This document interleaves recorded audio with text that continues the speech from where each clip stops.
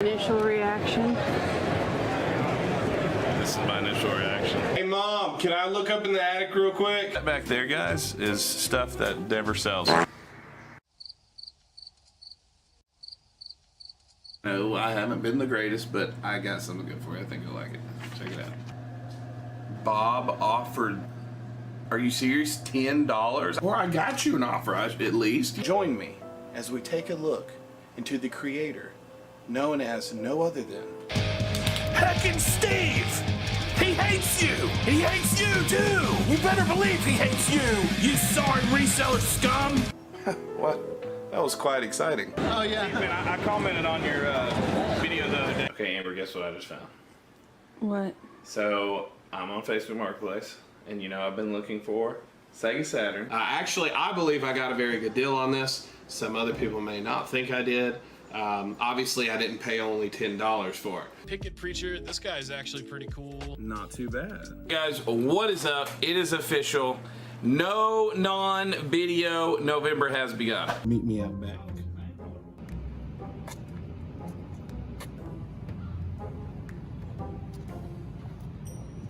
What you saw in the video here was a PS3. What? We will still show you what all we got with the 64 games. The 50% of it I'm probably keeping. Maybe not that much. How dare you! You do sometimes find some strange stuff. Hey, it's Facebook here again. We do have a listing right here. Yeah, sure, man. You know I'm always looking. What do you got? The algorithm has proved that you would be interested in this. Only $125. Are you interested? Brand stank new. It's only $125. I traded it for a guy in Discord. Yeah, I didn't trade the game for a person. I traded it, I got it from a person. So I was headed to the mall with hopes and enthusiasm. I'm sure lots of people would want to subscribe to my channel. I mean, who doesn't want the Lord's chicken? However, the awkwardness was definitely in the air. Man, I feel so stupid. So what's the point in even living if I don't have 1,000 subscribers on YouTube? Or chicken nuggets? I'm looking for a Sega Genesis. It's called Lego Stuff. No, I haven't picked up. They ask you how you are, you just have to say that you're fine when you're not really fine. Hey, my name's Keith, and I'm dumb enough to think you can hear me through the glass. Oh, here's a Sega Saturn game. What's it called? Worms. You have more combat? Mom won't let me play that game, does she know? Don't worry, man. She doesn't watch our YouTube channel. Be a nostalgia investor, like me. Nostalgia.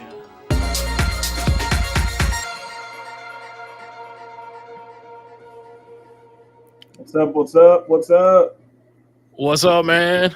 How's it going, man? We already got 20 people in the chat, so maybe they're not in the chat, but they're at least in the building, I guess you could say. So, Okay. Well, cool. Well, thanks for coming in, guys, and thanks, Steve. I just have a few little intros to do before we get started. I'm expecting a good amount of people and have the chat going. We'll have questions. We'll highlight questions. If anybody has questions or anything to say, and I have my wife helping me because I am scatterbrained. But before I start, bruh is in the house. Bruh. Yeah, bruh, what's up? So yes, Steve's subs are rising up. He shared with me how good it's going. What's up, man? Thanks for coming in. Justine Fifus, thanks for coming in. I hope I said your name right. So I'm going to share what's most important to me, guys. And I know not everybody's going to believe what I believe, but this is the most important thing. That the channel is about games and collecting and the goofiness of that and reselling and all that. But what's most important to me is my faith. And always share the gospel. And, the fact is we've all sinned. If we're honest with ourselves, we've all lied. We might not think we've stolen, but we've probably stolen something tiny. And to ourselves, we say to ourselves that we're good, but God's standard's higher than ours. And so because of that, we're in need of a Savior. And that's what Jesus did. He came down to pay an ultimate price, live a perfect life that none of us could live. And he died that we could be forgiven, risen from the grave on the third day, and that we could be forgiven. Now, I know there's believers and non-believers, and there's some that are very go out preaching. There's some that don't. And I know there's a bunch of different kind of people that come in here. So first, to those who don't believe, I'm here to just share the gospel with you and tell you that Jesus came to die for you, that you could be forgiven. We can change our mind about who we think we are and our lack of need for one that saves us. For Christians that are in the house, always say, I encourage you to be a testimony, because the Bible says, without holiness, no man shall see the Lord.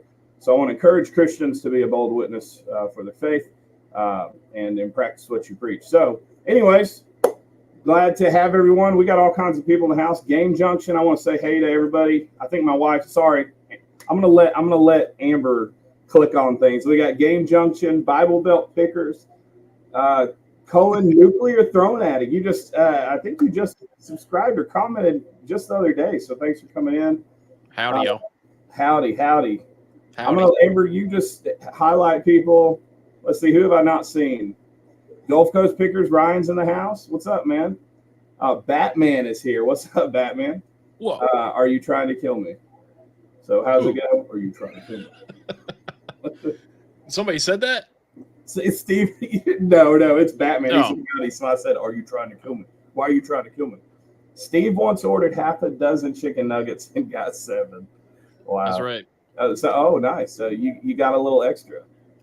Honestly, as many times as I've ordered chicken nuggets in my life, that's happened more than once. Hey, that's a good thing, though. Yeah. Good ratio. That's right. This is a better crossover than the Avengers. Right on. All right. Nice. We got Steves. Yeah, how many Steves do we have? I know Saturn Steve was on here earlier, or was on the premiere. You could be a Steve. You wore the same shirt as me. Yeah, that's right. We both have, mine's not red, but we both got beards. That's right. Well, this is just a clip-on. Let's see. Batman here to make sure Steve gives y'all the facts. Okay, well, make sure I give facts too. So, so do what?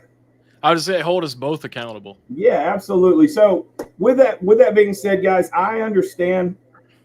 First of all, I know some of you may not like me. Some of you may not like Steve. But I do want to say something, and I want to give props to Steve because he was willing to come on to a Resellers live.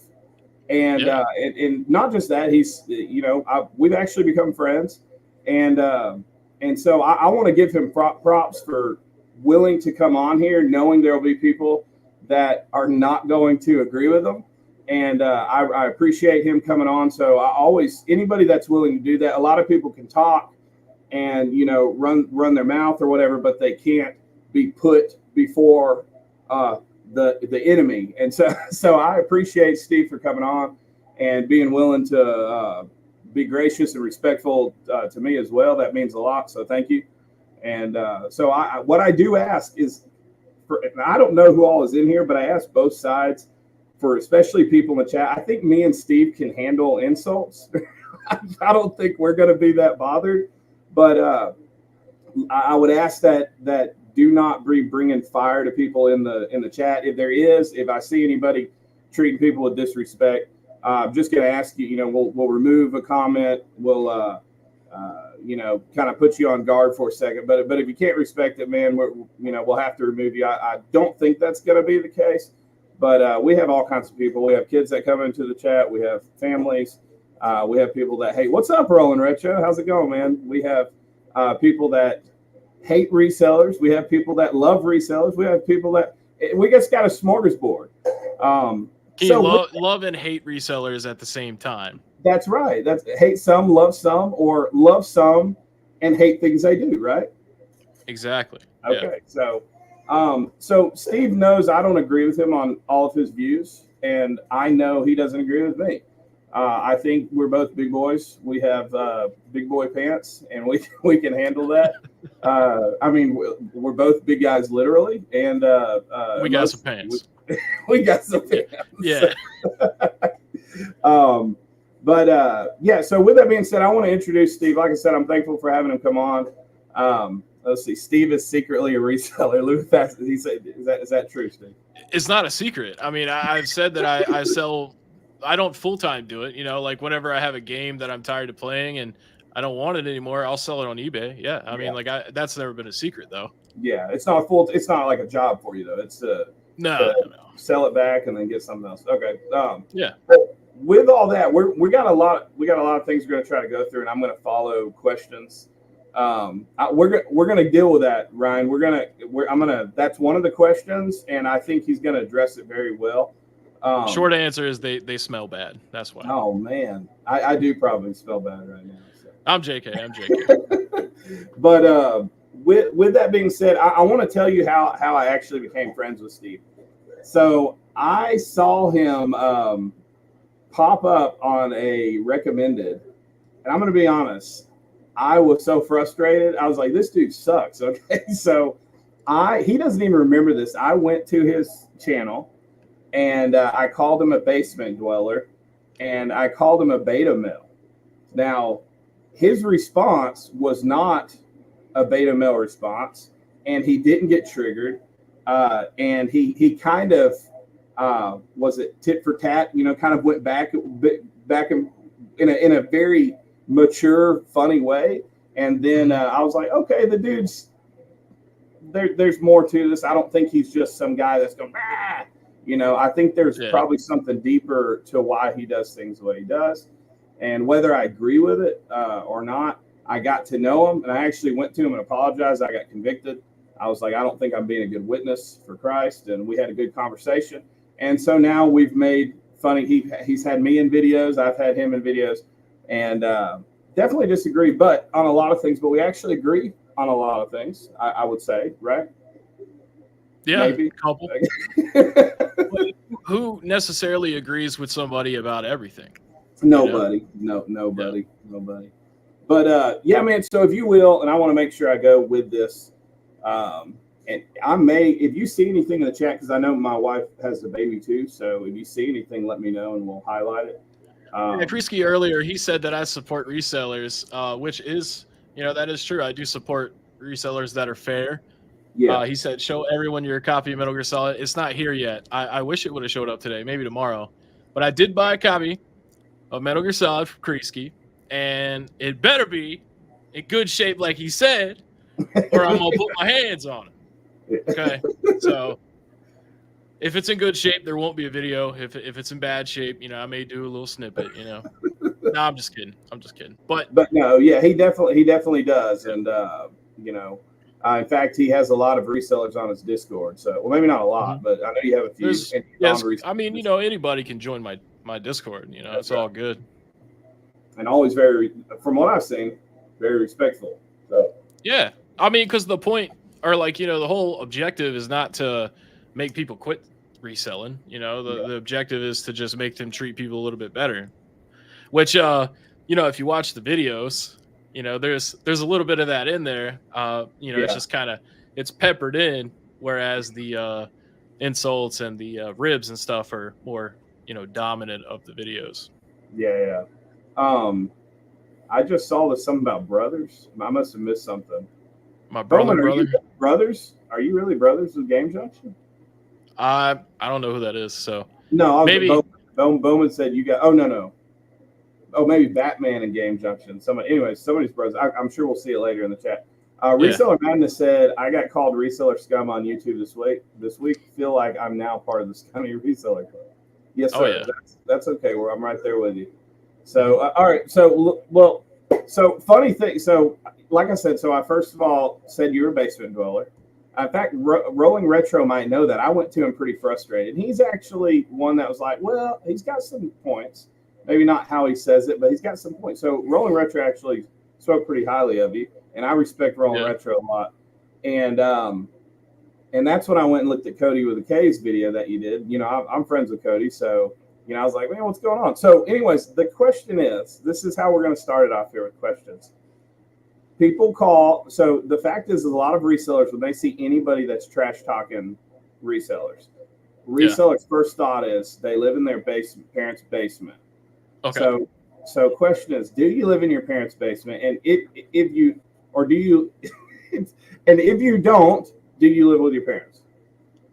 Is that I don't live. All right, two things. Okay, I don't live in a basement. I live on the second floor of a townhome. Okay. My mother is disabled and she lives with me. I take care of her as a part-time job. Okay. So yeah, I don't Here's live good with my answer. parents. I take care of my mom. So I mean, unfortunately, I mean, who wants to live with their parents when they're like, you know, Sure. an adult? But you know, my dad passed away like 2 years ago, so Sorry. got to step up and you know, pull the weight, man. Yeah. So that's really cool. So I think that's good for people to see that you're, you know. Yeah. But the second part, YouTube, yeah.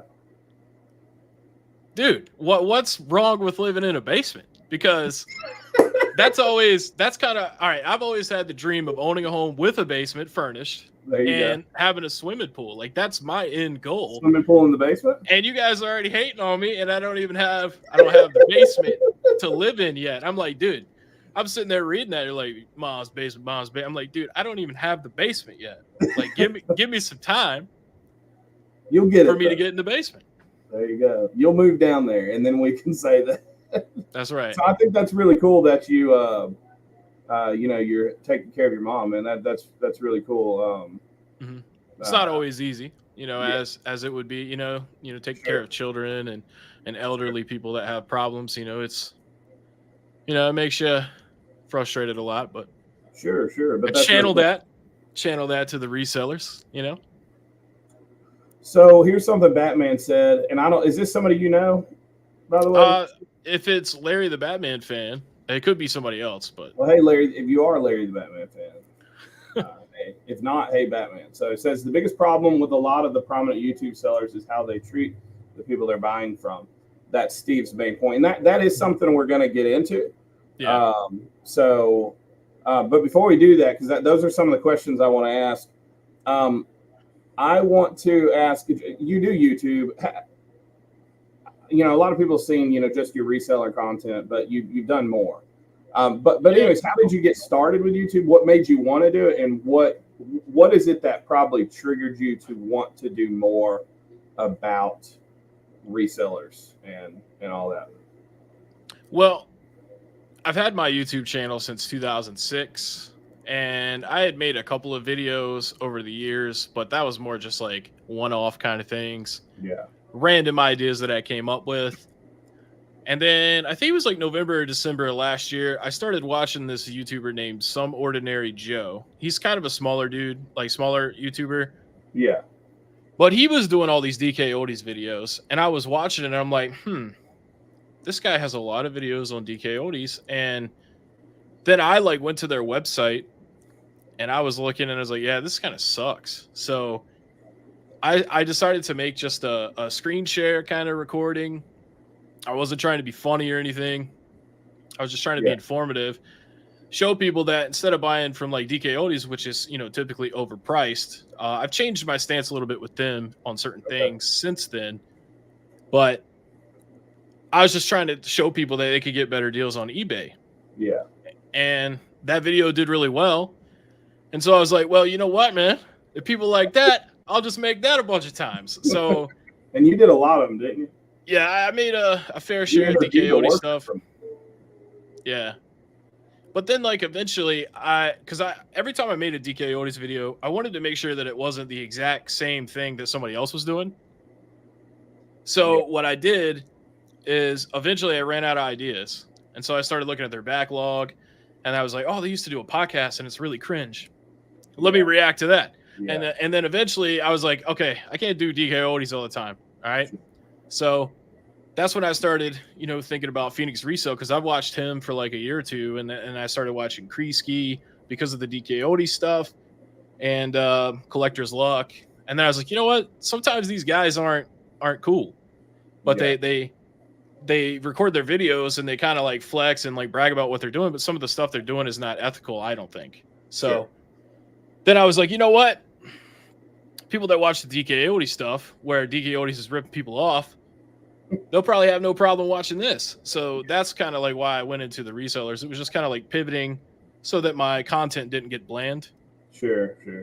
And it probably built more of an actual following instead of just viewers, right?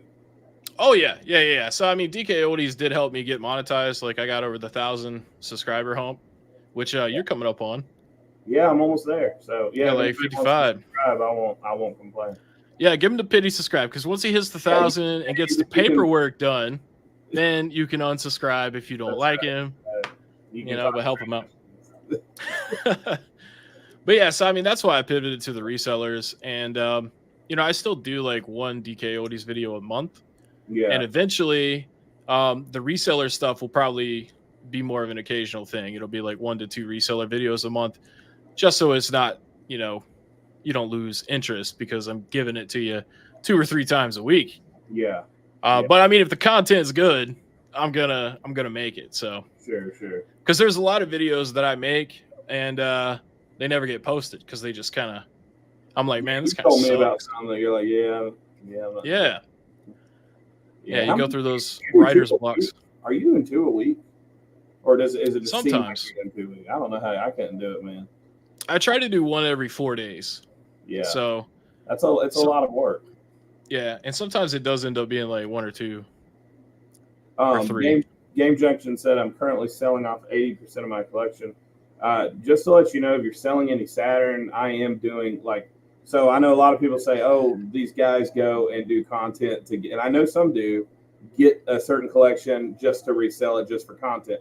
I am using, listen, I'm not going to sugarcoat that. I'm wanting to use the Saturn collection for YouTube content. I think it's a good type of content, but I actually want to build my Saturn collection. And that's my focus. So if you have any Saturn, so it's a dual wielded thing. So let me know. I think we already highlighted Steve. Iceberg Media. Oh, no fun. Yeah. Well, I mean, like I said, look, guys, if you have issues with either one of us, say it, and just be respectful and treat people like humans. So Prolo X is in the house. So put the dukes up, man. Fight you right here. So I guess Casey, bottled up figures. The 2 beards. What's up, man? Bandit's best. All I'm asking, you can say you don't like. I have, Steve knows this. I tell him all the time. I actually have no problem with Phoenix Resell. Now, I'm sure there may be things I don't agree with, but I have no problem with them. Now, that may cause a lot of hate. I have no problem with him. I've sold to him. He's in fact, I think that's how I got more connected with you, right, Steve? Because I was in one of his videos, and so I don't really hate him either. Maybe. I just a lot of things he does I'm not cool with, but I mean, like I said, if you so there's some people I would agree with, Steve. I'm just not the one that's probably gonna say a lot just because that's just not my mode. But let's go into some questions. Is that cool? You good with that? Yeah, sure. And then, like I said, I don't know if Amber's still in the other room, but if you see any questions. So, guys, if you have any questions, just say them, and we're going to be highlighting them through it. And ask tough questions. If there's something you don't like, if you want to say something, that's fine as well. Like I said, just try to be respectful to everybody. I don't care if you it's okay. This is freedom of speech. If you're like, man, I think that dude sucks. My thing is that there's people that come in, and I don't want people going back and forth and fighting in the chat and ruining it for people that are trying to communicate in there. That's my thing. So, you saw some of these questions, but is there a difference between selling and marking up a need? And, for example, baby formula. I don't know if you remember when baby formula was being bought and sold at exorbitant prices, crazy amounts. Did you know anything about that? I know about hand sanitizer. I actually mentioned it in a video recently. Okay. Which is basically the same kind of concept. It's a necessity that people need. Yeah, and so would you consider what would be the relation like? Because I know you do a lot, you go at a lot of people that are selling, your main ones at least from what I've seen. I haven't seen every one of your videos, but main ones that I've seen you, and it's probably because it's more of the content that I have is video games, T-shirts, shoes, your knickknacks, just stuff that's not necessarily needs. But what would be the reason that you would say that's still important, compared to a baby formula? And would you say that there is actually a huge difference, and I do have a different disrespect towards that? What would you say about that? Yeah, so I mean, there's a huge difference. especially like baby formula, that could cause someone to die. Getting good video game deals is not ever going to do that. Some people at least I don't think. Like I need to get this Final Fantasy 7 or I'm going to blow my head off. I don't know if people are thinking I that. hope And not, man. hopefully you don't get in trouble for me saying that. But no. Yeah. So I'll put it to you this way, okay? If I saw someone scanning games in Goodwill, okay, yeah, I would say something to them, okay, yeah, but that would be it. Now, if I needed baby formula for my child, and I saw somebody with a whole cart full of baby formula, sure, and none on the shelf, I'm taking what I want. yeah. So you could try to stop me, and I'll mace you, because I don't carry my handgun with me out in public, but I do carry pepper spray. So yeah, if you're trying to, especially like with the hand sanitizer thing, like I was talking about this in a video the other day where this dude bought like $17,000 worth of hand sanitizer, and nobody could access it for. And this was like early 2021 when everybody needed it. Yeah, and so he was trying to sell it on Amazon for $90 a bottle. Goodness gracious. Okay. Yeah. Wow. And Amazon took his listing down because it's actually against the law to do that with stuff that's, that's a what necessity. Reseller Madness just said. If Amber, you can highlight that again, or Yeah. Elijah, whoever's, I think it's Amber. Yeah, there's laws against scalping and necessities in times of emergencies. So. Yeah, Now, I think there's like you could do a 10% markup, but I think that's the max is 10%. Yeah. And, obviously, there's, I mean, you may have a store and that may be your focus. Your focus may be medical and necessities. And so obviously you're going to have to find product. But so there is, now I have different views, okay, depending on what it is, which we'll get into, but the scalping, somebody, I think Batman said scalping and reselling is the same. I'll answer what I think about that is, that I believe they're two totally different things. Because a reseller gets, I know they're both reselling, but a scalper, of course, I know there's different levels. Yeah, there it is. Scalping and reselling is the same.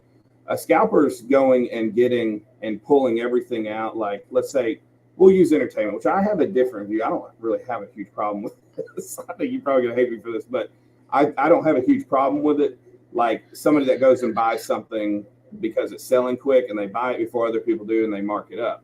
Yeah. But then there's the scalping of taking, like you said, the medicals and taking things like that off the market and marking things way up, which is crazy. But a reseller goes in and finds something at a garage sale, and I know they're both types of resellers, but a reseller's taking something and they're finding it at a lower value, and they're selling it to the public for the value it's selling at.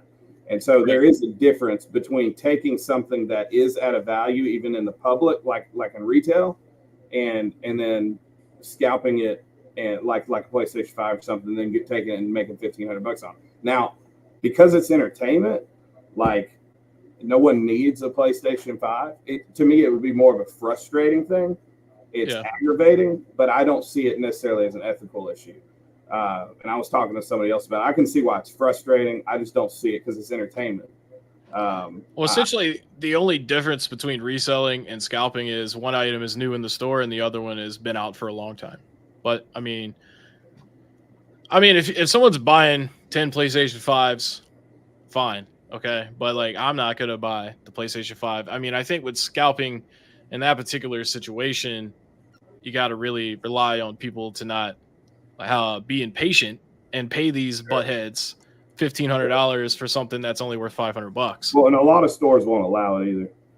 Yeah, or like the way GameStop did, they made it where like, we have Xbox Series X's, but you have to buy it in our bundle, which is like $800 because it comes with all these extra accessories and gift cards, which was a way to kind of deter the scalpers from buying them all. But then like you have people like me that's like, man, I don't want all this extra crap, But thankfully I have all of them and I don't have to worry about that anymore. But it was frustrating for a while trying to find it.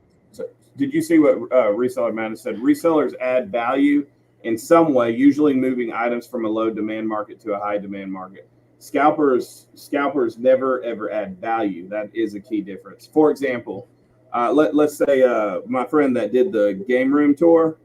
One of the things that he says is he's like, I'm not gonna go dig every weekend hoping I'm finding a particular game, because I'm not going to find a particular game going to little thrift stores and garage sales. He says I'm gonna go find it at a store where they're having them brought in to them because that's what they specialize in, or a reseller. And so it's bringing it from a low demand market to a high. What Will said there. Well, think of it this way: if it's a low demand market that you source from, why do a lot of people have a problem with it? Why do because like people complain that they can't find these games in the wild because resellers take them. If there wasn't a lot of complaints, then it wouldn't be a big deal. You know what I'm saying? Yeah. So with that, from what I've seen, most of the people tell me I'm not going to take the time to go to garage sales. That's usually what I get.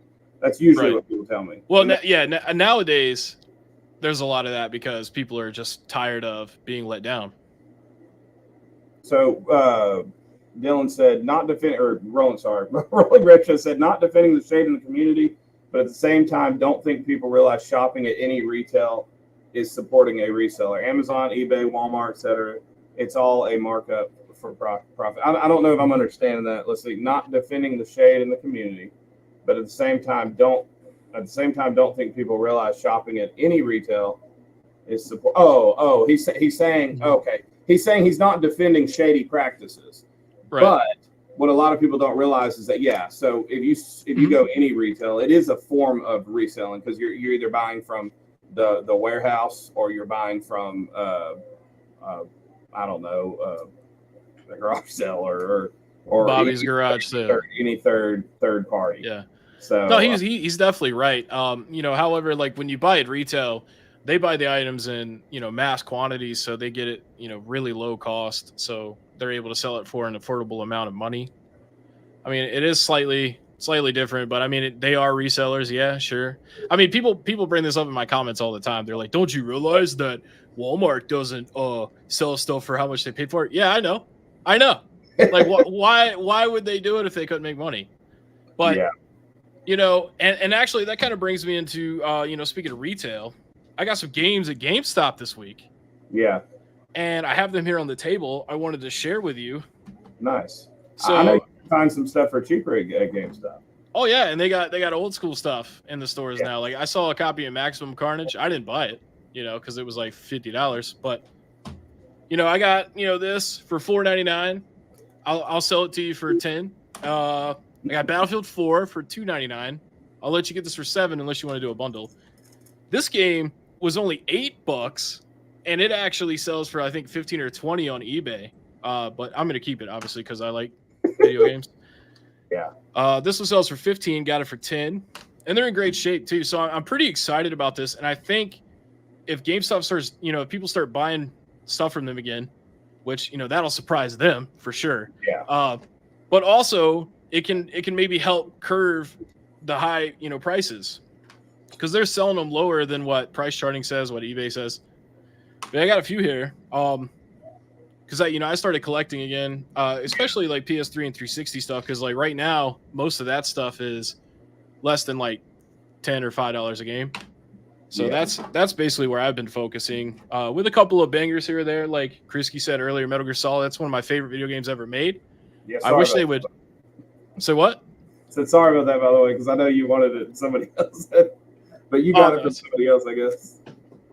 No, I bought it off Krisky. Oh, okay, right on. Well. Yeah, because he gave me the bro price. That's what they call it when you're in the circle with the resellers. You get the bro price. So the amount that the reseller makes after eBay fees. No, I mean I think he sold it to me for like $30, and I think it goes for like I think it goes for like 40. Right on. Yeah. But I've been wanting to have that game, and I wish they'd remake it. But they just keep remaking the third game, which is the one that I like the least. Yeah. So, it is what it is, though. Yeah, I've honestly I haven't even played any of the newer ones because, like I said, I've been out of games for a while. Well, I don't want to get too into all that. Let me see something. There was another. My wife's with the baby. Somebody had said something. Oh man, I wish I could find it. It was one that she highlighted with Rolling Retro earlier. It's one of his earlier ones. Man, yeah, there's a lot of things in here. Hey, John Monkey, what's up, man? We'll find it in a little bit because she pulled it up. But I want to ask some questions. So, so I talked about that. So so I do see a difference between the need, depending on what you're doing. Are you like saying, oh, I can profit off, kind of like what was that movie, the Lorax, profiting off air and water, I do think that's completely different, especially in a time of need. But there are laws against that. Unless you're the government. Yeah, unless yeah. Exactly. You can do that if you're the ones that have the most guns, basically. That's right. Yeah. So with that, why, in your opinion, is it wrong to capitalize on an entertainment industry? And when I mean capitalize, I mean capitalize. I don't just mean get 10%. I mean, why is it wrong? Because it is entertainment. What makes it unethical? Is it more that it's unethical to you, or you think it's frustrating and makes you not cool? Like, what is it? Is it not wrong to capitalize on profit if it's done in an honest way? And I'm talking about buying at a low price and selling it for, on average, of what it's selling for. Like, is that, like, what are your views of that? Is it more something you just don't like and you think it makes somebody look like they're flexing? Or do you think it's just an unethical way to do a business?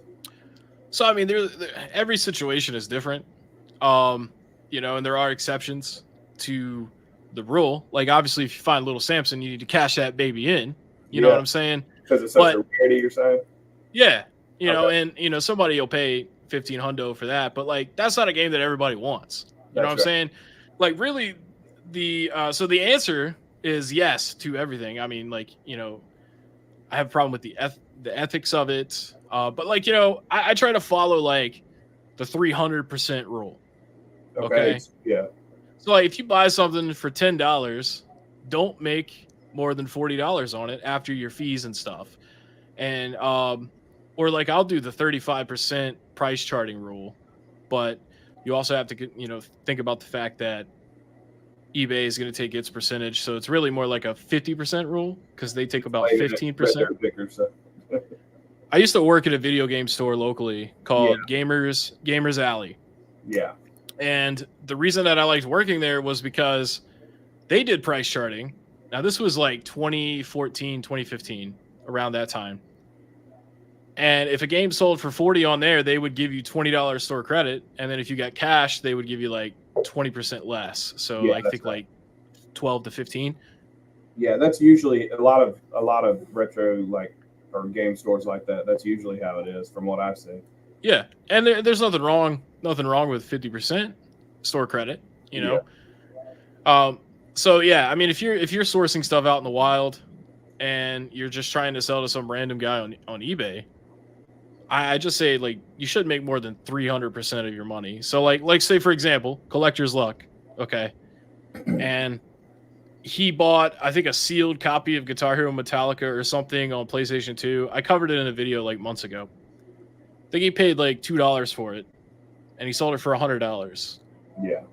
Yeah. So like, that's really far off from 300%. So I'd say, like, for that example, maybe you could go over the 300%, but maybe sell it for like 50, which is like half of what it should go for. So you're still making like $48, or 40 if you want to consider the eBay fees. So I do get the concept. Obviously, I disagree. Yeah. The reason is because to me it seems arbitrary. Like, for example, let's say I buy that same game for 50. And so now you're also like, let's say I was willing to pay more, right? I was willing to pay more than this other guy. Like, instead of $2, you give him 10. Yeah. Well, let's say it's a $100 game, so I pay $50, and I make the offer, because usually that's what I do, is around 50%. If I can get it lower, I will. But usually that's my offer, is right around 50. I've gone up to 75% before since I'm selling at conventions. Well, you're a good reseller though. Well, but hold on, because I've done 5 and 10% too. Whenever I see it there, so I've told you that. So let me explain. 50. If I buy 50, so now this other guy bought it for 2. He sells it. So he can sell it for 50, but I'm actually now making less percent, even if I sold it for the $100. So why is it that percentage is the issue, and why is it not the issue of just what people are paying for? Why is that? Why is it unethical if I get it cheaper? Why? I'm just wondering, what's your opinion of why it's unethical? Well, like I was saying with the 35% rule. So I mean, obviously, if you're paying 50 for it because you think you're going to sell it for 100, that's a different situation. You know, I think you should pay, if it's worth $100 and you're planning to sell it for $100, then I would not pay more than 35 for it. Yeah. So you'd pay 35%. Yeah. So you'd pay less than the video game stores pay. Well, I don't think a video game store typically buys sealed games. Oh, okay, yeah. Well, I didn't catch that. Unless it's like a fancy, like if it's like Mario Kart sealed for the Super Nintendo, they probably buy that. So I understand some of that too, because here's the deal. So I do this full time. Like I sold my landscaping job and I do this full time. So a lot of the majority of my stuff is bread and butter. I'm talking about $10 here, $15 here. And I have to buy the garbage. You see a lot of people that they don't buy that. Well, I'll buy it because I can sell it and it rotates, and then I can end up selling a whole lot off and make $1 per game or whatever.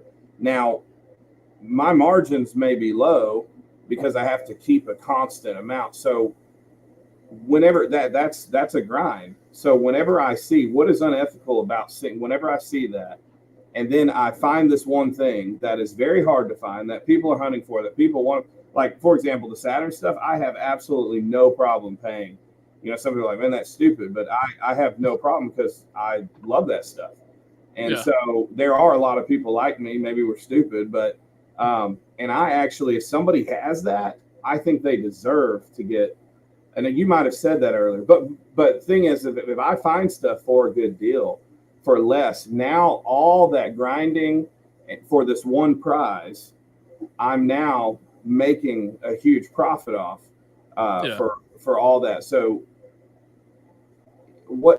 are you saying that it's always unethical, or is it unethical whenever your purpose is just to, they didn't know what they had? I mean, if you're being deceitful about stuff, or stuff like that, I mean, that's different. Also, I would say like the Saturn stuff would be different too, because that's like kind of a niche console. Yeah. I more so have problem with that kind of stuff. Okay. I mean, it just depends what I'm presented, because if I hated every reseller and everything that they do, then I'd have like 10 videos out a day. I'd be going down the line and, calling everybody all kinds of fancy words. But no, so like with the Saturn stuff, that's a niche console. The more of the stuff that grinds my gears is like Nintendo's Wii Sports. Okay. Yeah. There's like hundreds and millions of copies of that game.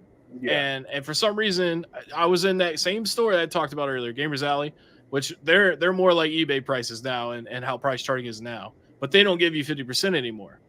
Yeah. And they had it in there for $30. Yeah. And we're not even talking about the case version. We're talking about the sleeve. Or like Pokemon games.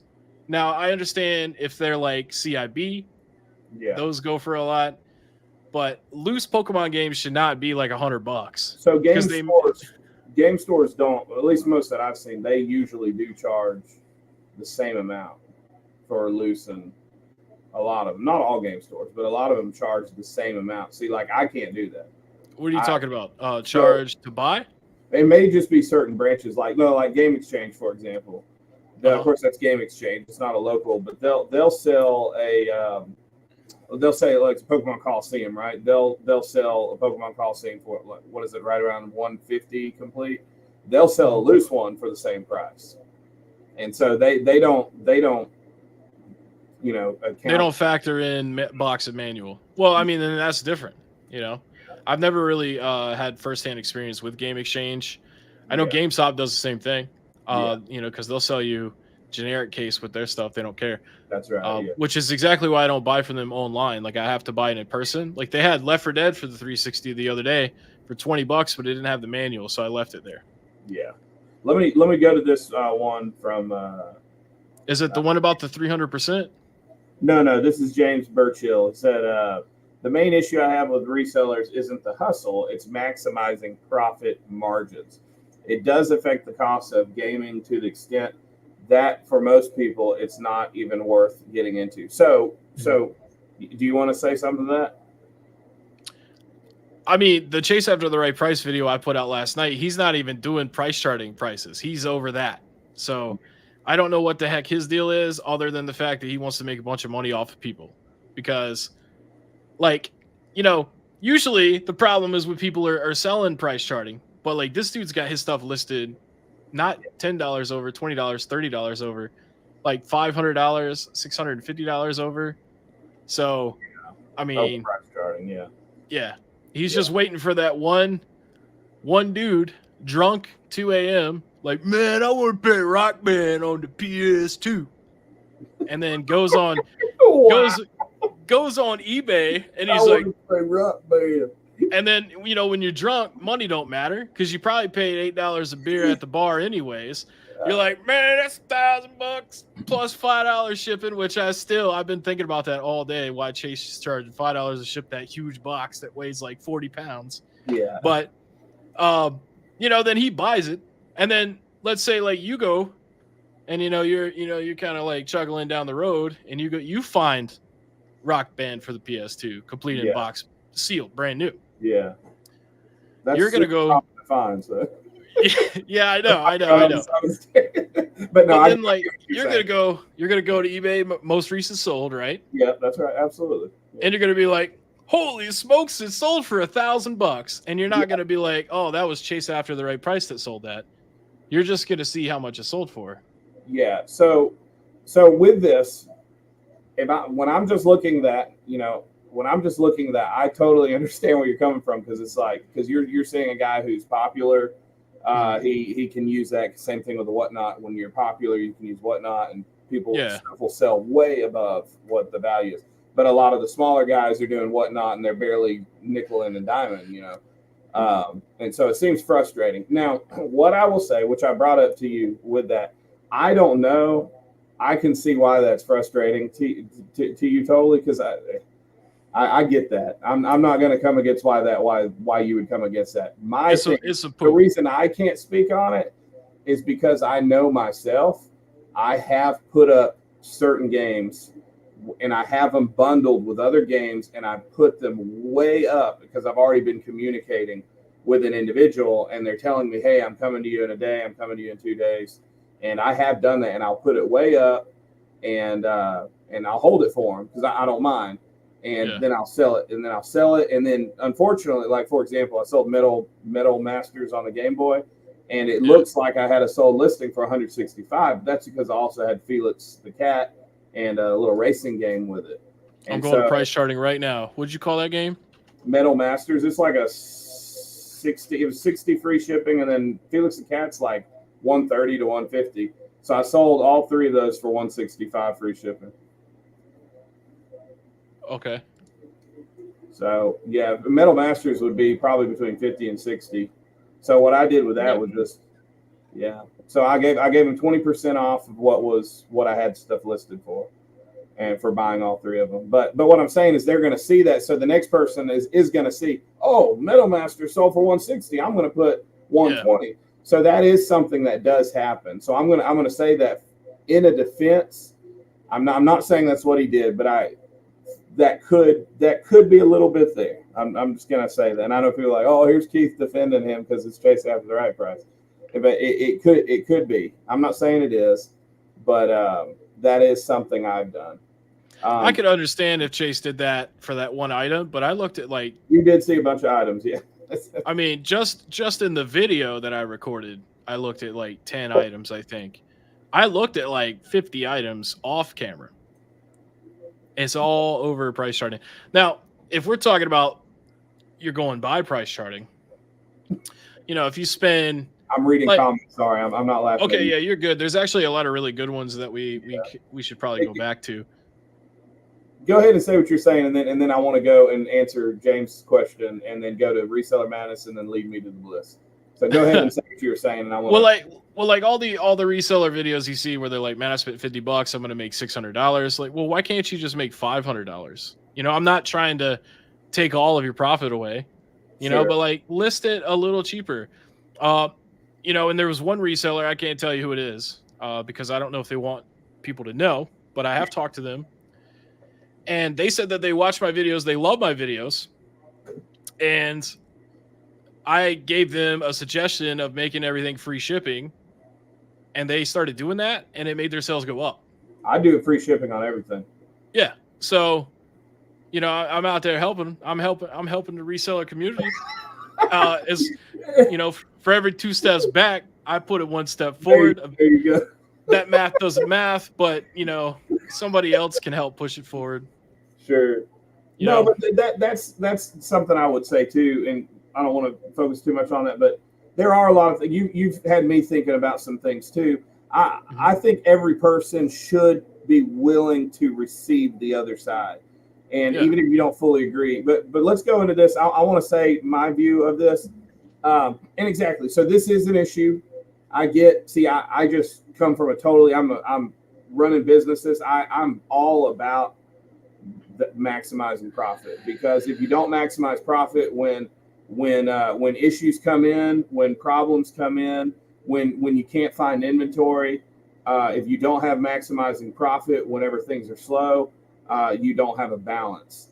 And for me, like for running business, I can't think of how you can run a business unless if you're designed to maximize profit. If you're not desiring to maximize profit, you're desiring to maximize turnover, and so your margins will be lower. And so, but it's just two different methods. If you maximize profit, you're not going to have as much of a turnover rate, and it just depends on what you're trying to do. And if you're selling high dollar items, maximizing profit's better. But if you're selling low stuff, cash flow's better.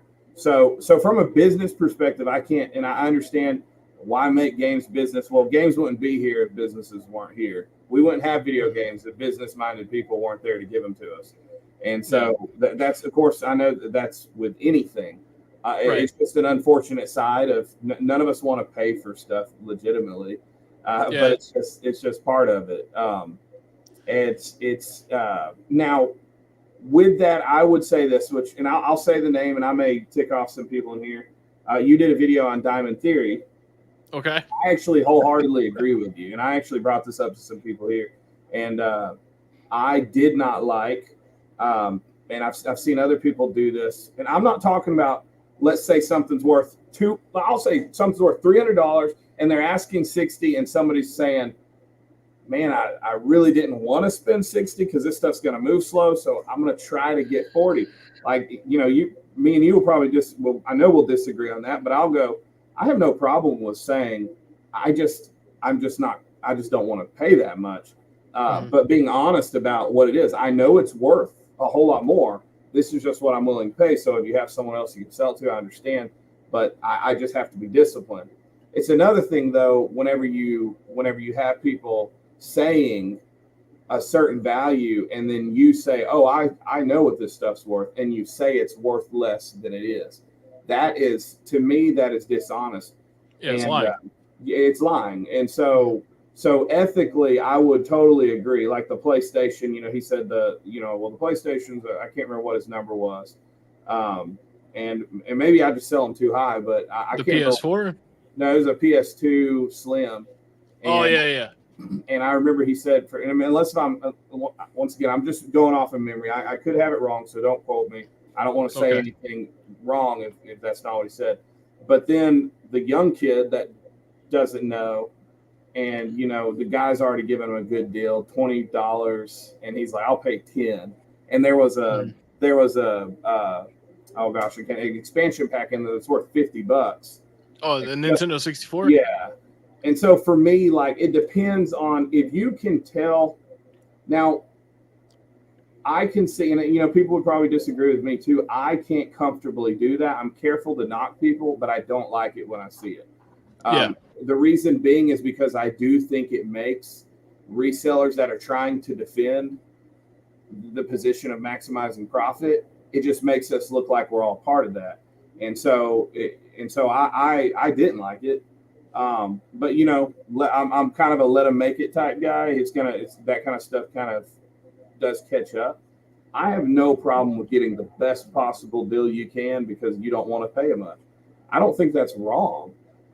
It's just, but that's my opinion. Go ahead. Sorry, I'm talking too much. Well, see, like, the first thing that you brought up there, like an item worth $300 that you would pay 60 for because that's what they're asking. Yeah. I mean, there's no real need to like negotiate past that. I mean, that's a phenomenal deal. Yeah. So yeah, it is kind of messed up when they do, especially when they don't go, I'll give you 50. They go like, how about 35? Like they want to cut it way lower, like it's a game or something. Like they feel more satisfied in their minds if they're like, I got this for you. You know how much I got this for? $2, and it's worth $200. They wanted 10, but I said nope. I ain't doing that. Like no. So, So I get why I totally respect that because I totally understand you.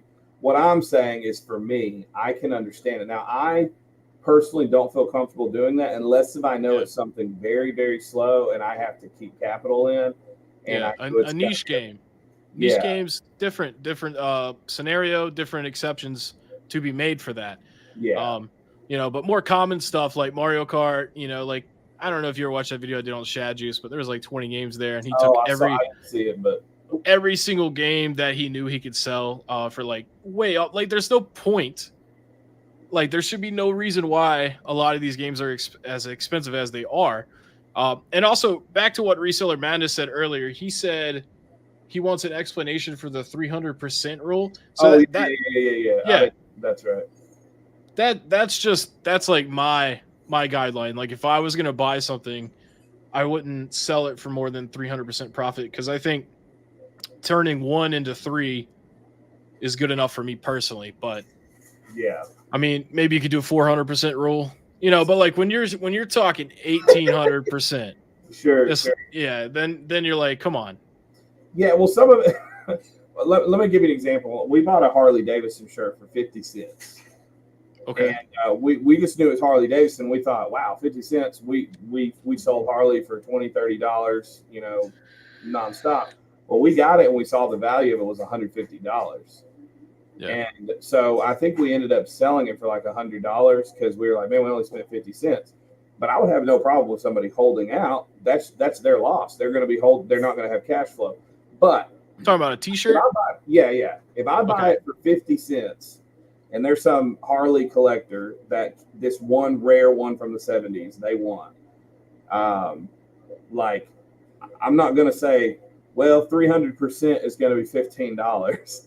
That's a you know what I'm saying? That's $100 shirt, and I'm not going to do it just because that's my percentage. So I think that's what Reseller Madness is getting at. Like, why is that? Why do you think others have to hold to that, or is that just something you prefer? Well, your example, that's a niche item. Okay. Know what I'm saying? But when we're talking like these dudes that go into thrift stores and they buy just a green Nike shirt that they know they can flip for, $15, $20. That's different, because a green Nike shirt is just a common shirt. Sure. So it's more about the common stuff. Like, you never see me in a video be like even like to chase after the right price thing. He had like these really old, rare Magic the Gathering deck sets, like of cards, for like 18 grand. I didn't talk about that in my video. I don't talk about somebody selling Sculptor's Cut in their video, or Little Samson. I'm talking about an N64. Hey, Jump Monkey. I don't know if I said hey. Which is common. It's more about the common stuff and maybe slightly uncommon stuff that like doesn't need to be marked up. Like Dragon Ball Budokai Tenkaichi 3, like that game should not be $200. Yeah, but it is. Well, thankfully, Budokai Tenkaichi 2 is like $40 and it's almost as good. Yeah. So yeah, I'll tell you this. So I am. Yeah, I actually. You selling a copy of Budokai Tenkaichi 3? I did sell one, and I absolutely did. When? A while back ago. I needed money because I was trying to go to Retropalooza, so I was selling. I wanted to keep it in my collection, but I'm gonna have to smack your hand, man. Right on yeah, the it was wrist. like $200 something. Yeah, drink out your sippy cup, man. So that's I don't have. I didn't want to sell it honestly, but you didn't want to. Well, I what I mean is I would have. You wanted to keep it. I wanted to because I needed the money, but I would have liked to keep it. It wasn't like I bought it merely to just to resell. I actually wanted to. Keep it. I'll buy it. I'll pay someone $50 for it. That's about it, though. Yeah, but most people probably. I'll pay MSRP. How much it cost when it came out? $49.99. I'll pay that. So you're telling me if you have a Budokai Tenkaichi 3, you know it sells for $250, and you need money, you wouldn't sell it for $200? I would sell it for $200. I would sell for as much as it goes for. Yeah, I've said this. Why is that ethical? But it's not ethical for someone. This is what I'm saying. Because I'm not full time doing it. This is a one-time thing that I did.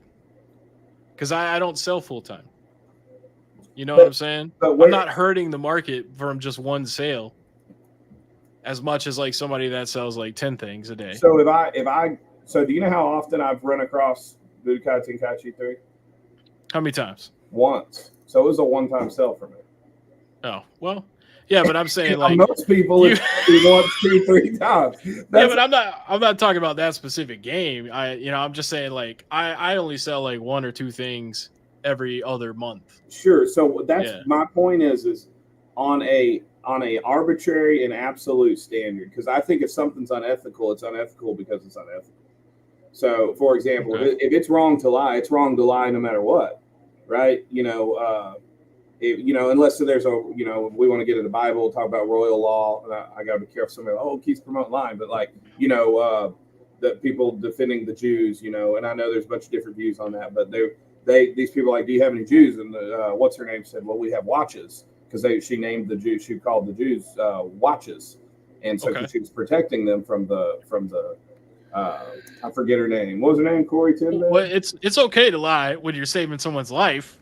So aside royal law, aside for the higher good, right? I'm talking about just in general. If it's wrong, if it's unethical to sell a Tenkaichi 3 for $200. For a reseller, and that's his job, and that's what he does full time. Why is it not wrong for you when you need money?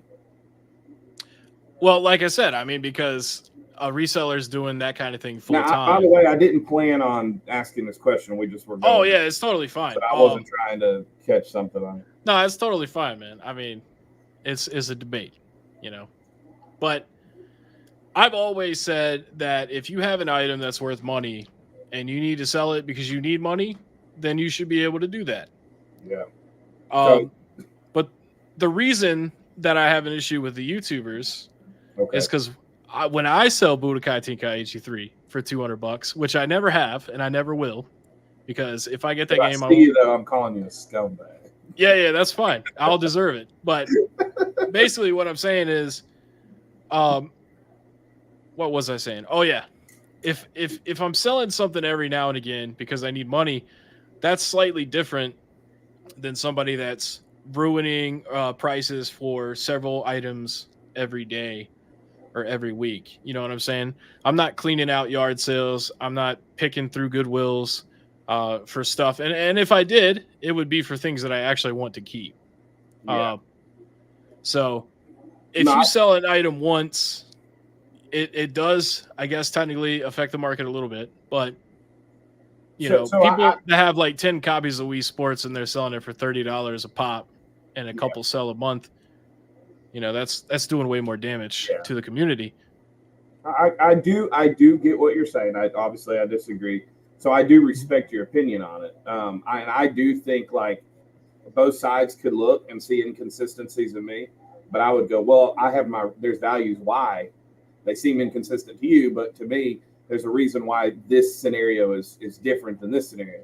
In the same way, some people see what you're saying as an inconsistency, but I have, you know, enough thick skin to understand that I've dealt with inconsistencies that at least look inconsistent. So I respect that, man. I totally disagree.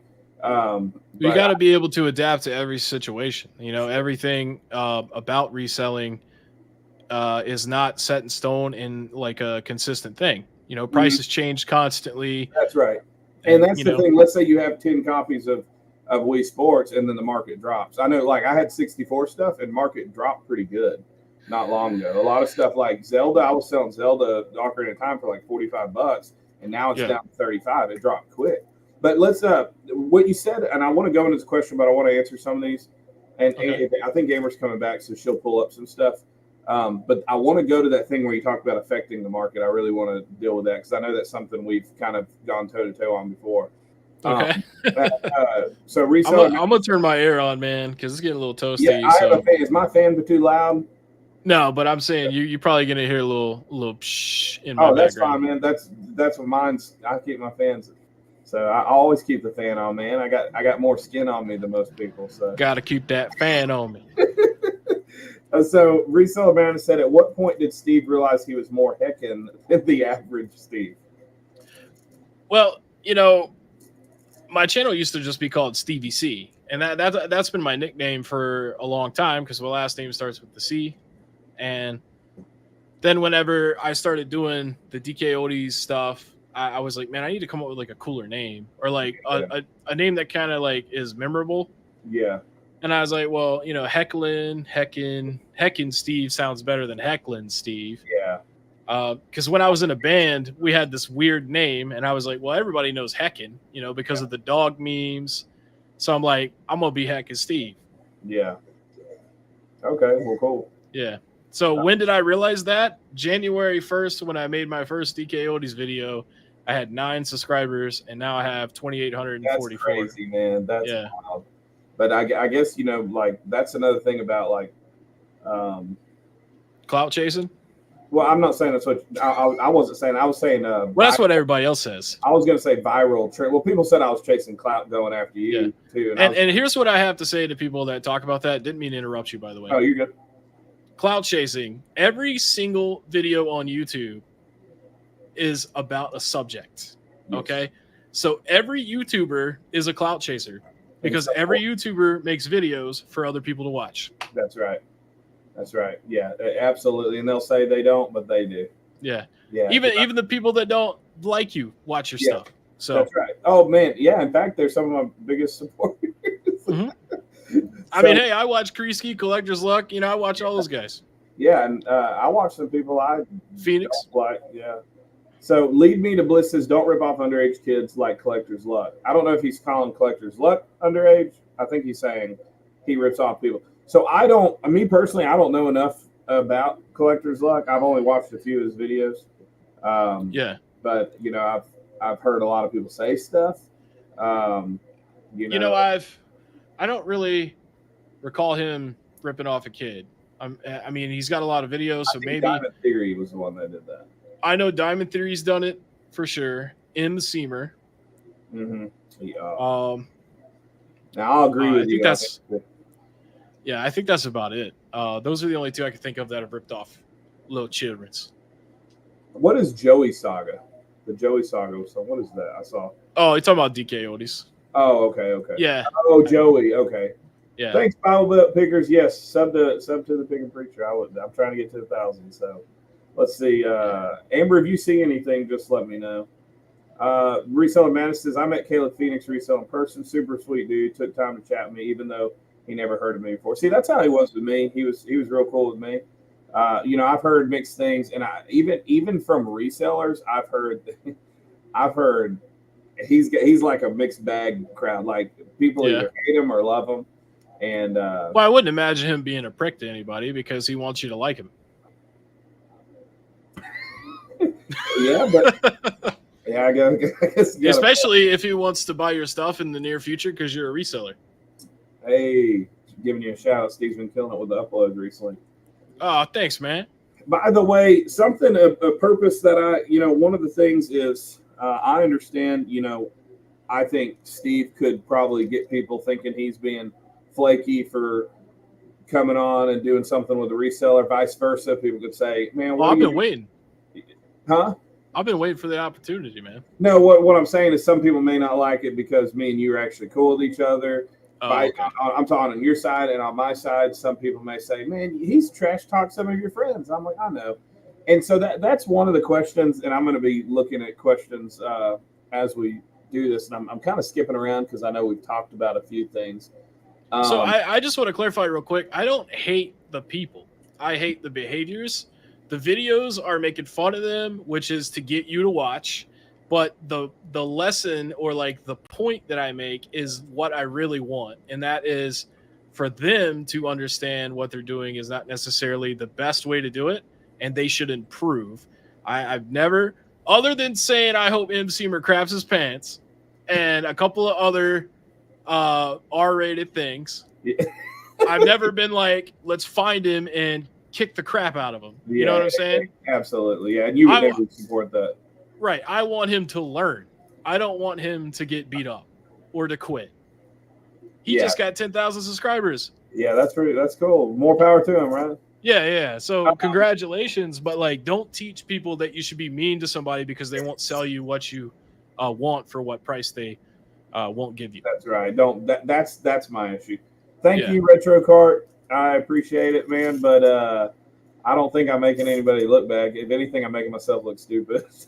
Yeah, and that guy that you just had the comment on the screen, he's right, man. I mean, your videos are more than just reseller content. It's entertaining, hilarious, and that's one thing that you have that a lot of others don't have. Cody with a K is hilarious. Yeah. His videos is like cocaine if it was a video. You know what I'm saying? It should be cocaine with a K, basically, is what the name of that channel should be. But yeah, I mean, I like it when they actually try to entertain and be funny and stuff. Thank you, Michael. Sorry, I'm you're behind the chats are behind my camera thing here, so no problem. Oh, Rushmore Show. Hey, sorry, I got to give a shout out. Hey guys, if you get a chance to check out the Rushmore Show, they got a lot of good stuff. I actually met up at the Louisiana RetroCon, and they do like top fours. Hopefully, I'm going to have them on sometime, and hopefully, I'm going to be on theirs sometime. So. Yeah, for sure, man. Thanks for coming on, guys. Appreciate it. So with that, there's something you said is one of the questions. Yeah, so you said you don't, because Ryan, I don't know if Ryan's still in here, Gulf Coast Pickers, he asked, why do you hate resellers? And you pretty much said that it's not that you hate resellers, it's that you hate some of their ways. Right. So I haven't, go ahead. And, well, I was just going to say, like you, we have the same faith. I believe people can change. They can have second chances, turn their lives around.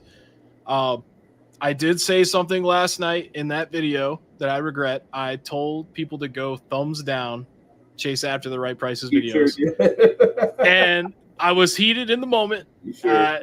I don't necessarily want people to do that. If you've already done it, I mean, it is what it is. But I do regret saying that. But yeah, I don't want anybody to be hurt. Other than like a couple jokes. Yeah. Well, and I didn't want to so let me just say something to this. Mm-hmm. And I didn't want to put out anything that's me and Steve talk. I didn't want him to share anything that he didn't want to share. So what he just said there kind of gives some leeway. So talk about having faith. One of the things that I really respect and I thought was really cool is that on his Discord, he said, hey, show Keith respect. He's a good guy, and knowing that could get him some flack, and so that once again, I respect that. Anybody that's willing to put themselves on the firing line, regardless. And also, one of the things that I thought was really cool, I won't go into what we were talking about, but we were talking about some pretty controversial topics, and Steve said, I love people, and he said, but the thing is, he said, we have to stand for what with the truth of what the gospel is and what we believe. And I had a huge respect for that. And so yeah, because I mean, just because someone doesn't like you doesn't mean you have to hate that person. That's right. You know, vice versa. Like if you got something going on in your life, oh, I'm getting real right now. Yeah. If there's something about you that people don't like, and then they tell you about it, just you know, let it go. Absolutely. Because that's all they got. You know, Yeah. is to say that, and that's all they can do to you. You really got to make yourself strong-willed in the head. You know, and Yeah, I know a lot of the stuff I say sometimes can be hurtful, but it's really just to be funny. And, so that was kind of what I was wanting to get at. So because this is a twofold question, which you just said there. So which I still street preach, and I won't get all into this because then I'm gonna have people like, oh man, you seen there's a picture floating around of me being arrested for preaching. So I like using that one. Yeah, I know. So if you ever see Steve use it, he might put it up for preaching, and we always make memes and stuff about it. But I would use very intense language, and I don't agree with it now, but I used to use certain things. It was for and smart aleck language. It was for the purpose of seeing a certain type of people and getting them to really think. I thought, really. I don't think it's the best method. It was definitely used to get people to think. Yeah. And so my question is, when you say really, because you say some things that are pretty intense. So obviously there's one. It's gonna be a compilation coming out at the end of the year where it's just nothing but insults and curse words. It's gonna be great, man. Yeah. I'll be like, I don't know about that. Yeah, you can skip that one. I'll skip that one. But you is the reason behind one, it's because your audience, there's a comedy side to it, but is there also something deeper? Is there something you're trying to accomplish for being so intense with your language towards people and about people?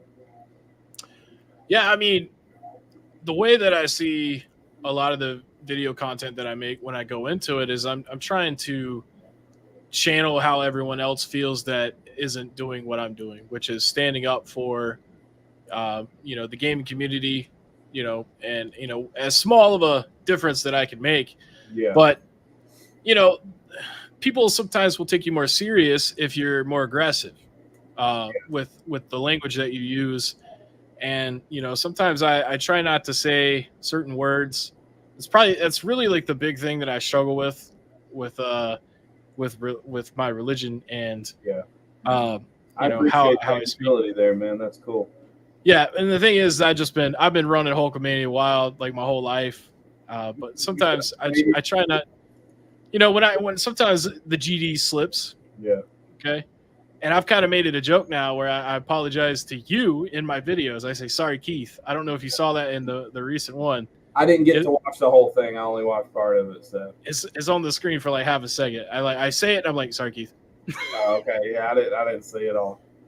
But yeah, I mean, that's what it is. And I think, like, especially on YouTube these days, I hate when I watch a video and it's censored and stuff like this. And I'm just like, come on, man, dude. Because, like, they don't even punish you anymore for cussing. And I understand they want to do it so, like, they can be more family friendly and stuff like that.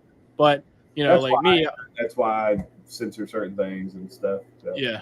But like for me personally, like it don't matter. I want to hear what you have to say. Yeah.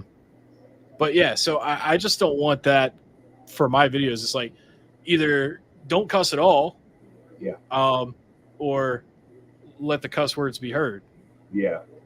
That's how I look at it. So yeah, being in a punk band, I was an anti-censorship person. But for me, it's more of a, one, I don't use the words, so I'm not using them. But they feel so good off the tongue, though. No, they don't for me, man. Emperor Palpatine right here. For the like, what? Yeah, Emperor Palpatine from Star Wars. Yeah. He's like, let the butt hurt flow through you. Yeah. No, yeah. But really for me, even whenever I censor like comments, some people are like, man, why are you doing that? And I'm like, well, I mean, I have all kinds of people in my chat, and I want to respect that. I'm also a pastor, and like some people are not. Yeah, some people are not going to understand why I allow that. This is turning into a confessional. It might be it kind of is. So Hey, where else should I do it? You know what I'm That's saying? right. This is the Pickin' Preacher's channel. there you go. There you go. Right on. Back in 2005, I gave my life to Christ. There you go. Amen. And he said, "What? That's awesome, Steve." Yeah, amen. That's what I say. No, amen. Amen's even better. Amen's even That's better. right. No, I'm saying Jesus said that. He said, "That's what's up." Oh yeah. Amen. Yeah. Well, that's what he came that's to do, to seek and to save the lost. Instead of the King James version, that's the Steve James version. The Steve James. Jesus said, "What's up?" I'm Yeah. gonna walk across this water. You know what I'm saying? I think he would say, "What's up?"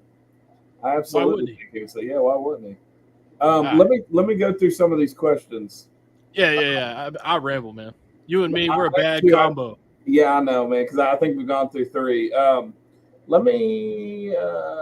Do you think reselling is a dishonest profession? No. Okay. Well, see, there it is, guys. So it's that you don't like certain things. Yeah, it's not the reselling that's the problem. It's the person that the behaviors that they implement, and then have the gall to put it on the internet and be like, "Look at this. This is what I did, and I'm proud of this." Yeah, you said something that, and I brought it up, and I even brought it up to a lot of people in your Discord. I said, man, I should have done this. So if some of you remember, I bought a GameCube game. It was Dragon Ball Z Saga, and there was a Game Boy Player game in the back inside of it, which is like a $150 game.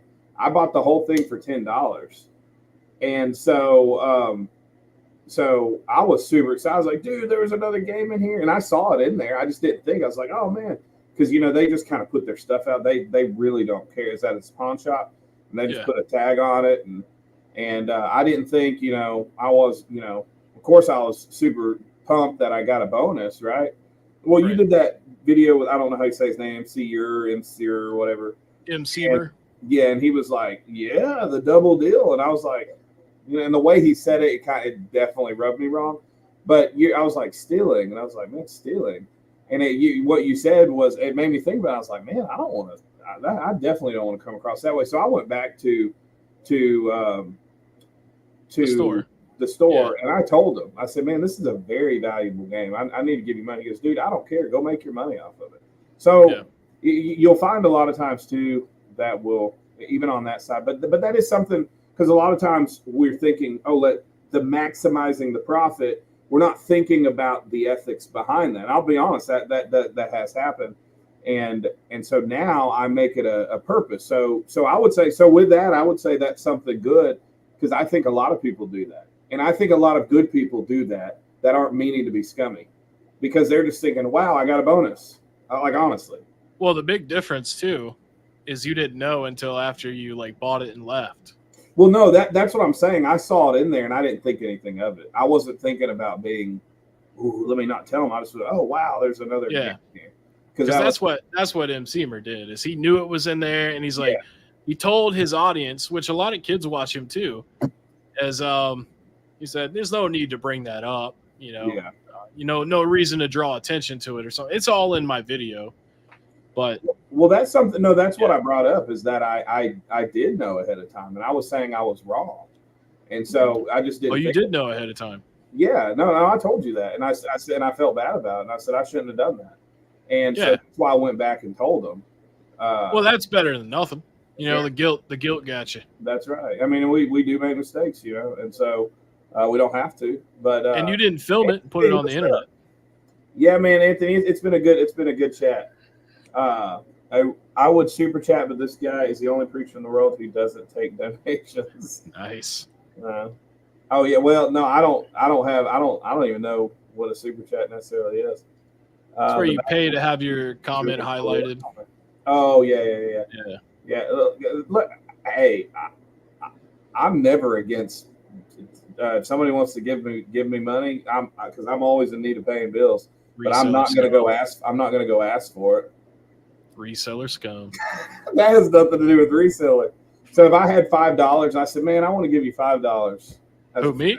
Yeah. Would you take it? I don't need it. But what if I said, hey, man, I just want to gift you with this. Would you take it?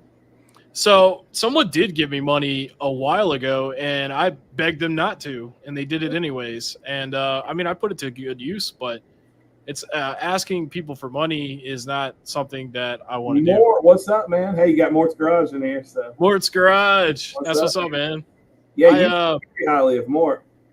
Yeah, I liked your most. I think it's your most recent video, unless you put another one out where you were talking about buying off that dude and like he was selling something really cheap and you went back and stuff. You know, let your conscience drive you. You know what I'm saying? Absolutely. You shouldn't have to have Heckin Steve tell you what to do. That's it. No, I agree. Absolutely. Yeah. Sometimes though, whenever when you don't think it's wrong.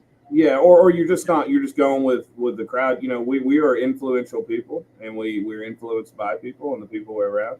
And sometimes you're just influenced by a way of doing things, and you don't think about it. So with that, he said the newest one popped. Yeah, I'll watch it tonight, man. Me and my kitty will be on the love seat watching it today. There you go. Yeah. So with there was a question about that I wanted to ask.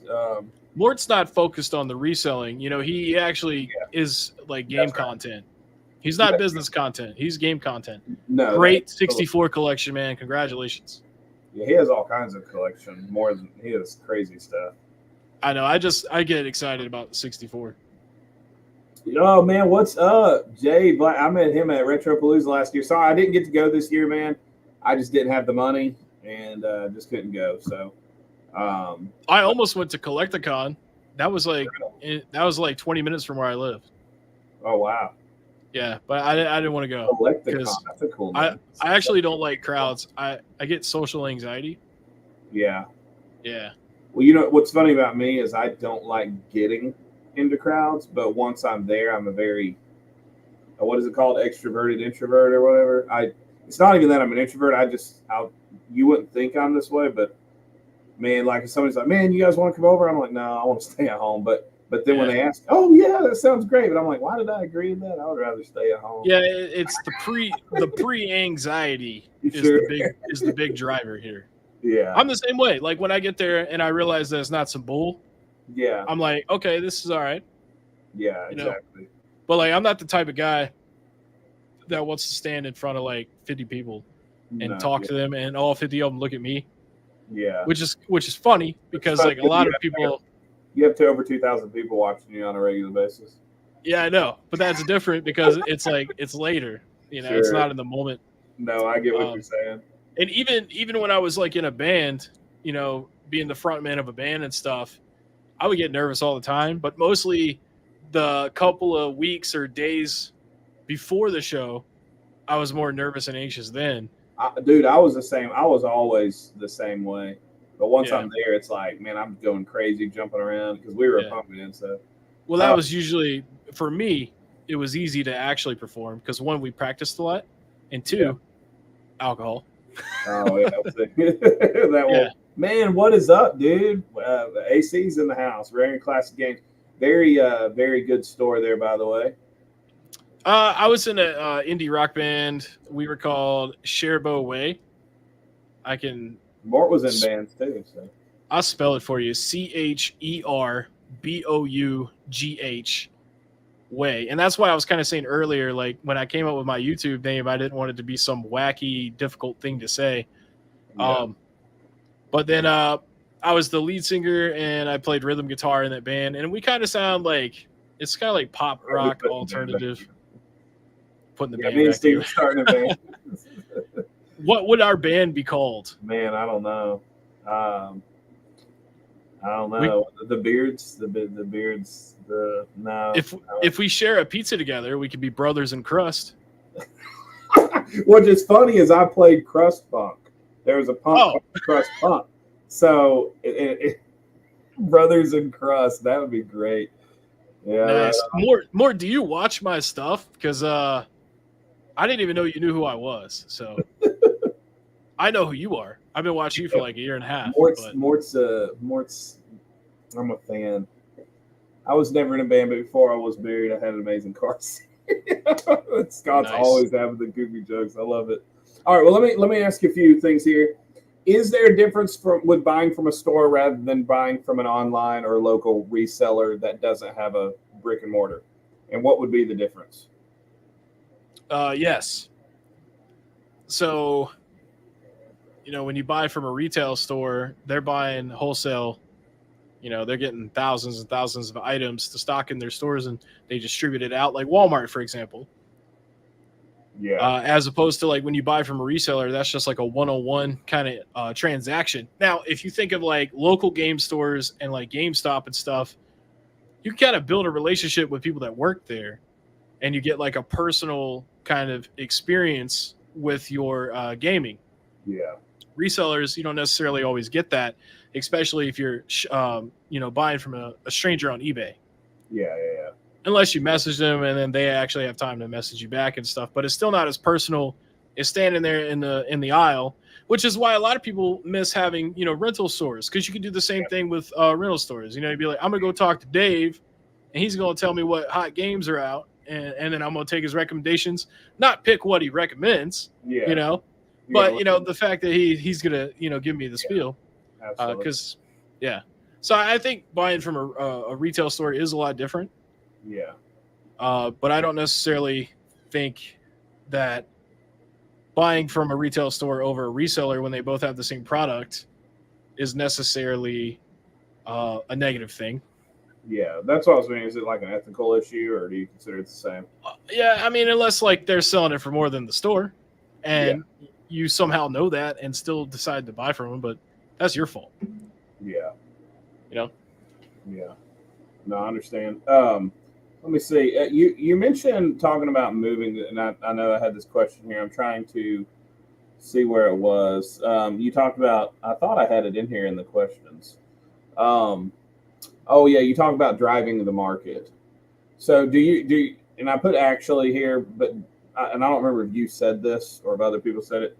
So do you? Is that something you believe, that what the prices go for at garage sales is the actual market?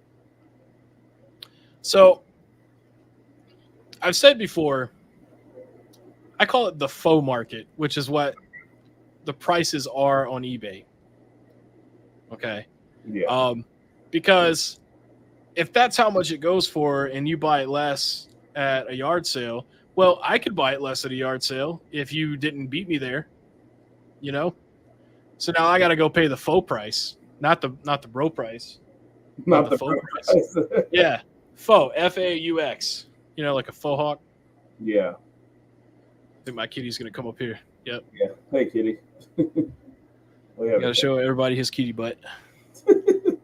So with that, I guess the reason I struggle with that is because I don't understand how you can see a garage sale as a market, because the garage sale is just somebody wanting to move stuff. That would be like if a reseller decides, hey, I want to sell out my stuff. Is that the market? And when I mean market, so the market is like what the overall market value is, like what is trending, what a market is. Like, would you really consider a garage sale a market? Well, I think someone that was having a garage sale would consider it a market, as the market of their things. Okay, I think I see what you're saying. Okay, so see, so I would define that differently, because there's markets, there's marketplaces, but then there's like when I talk about the market, I'm talking about like what stuff, like what is the aggregate, what is it? I mean, you are expected to buy things at a discount at somebody's yard. You know what I mean? At a huge discount, actually. Yeah. Yeah, because they're just trying to move stuff and make a little extra cash, and they're, not which all the time. Which is the same thing that you could say about resellers. Yeah, they're just trying to move some stuff, make a little extra cash. Some are that's true. Yeah. But some are also trying to do like somebody who, like if my mom was to do a garage sale, she's not trying to have a side hustle. She's trying to get stuff out of her house, and if she can make money in return, she'll do it. But she would never expect and wouldn't care to say, well, let me go through, get this, send it, get the actual value of it. She's thinking, I don't care who gets it. Here's $1, $5, $3. Yeah. And that's what I mean. It's not the actual market. Like the market,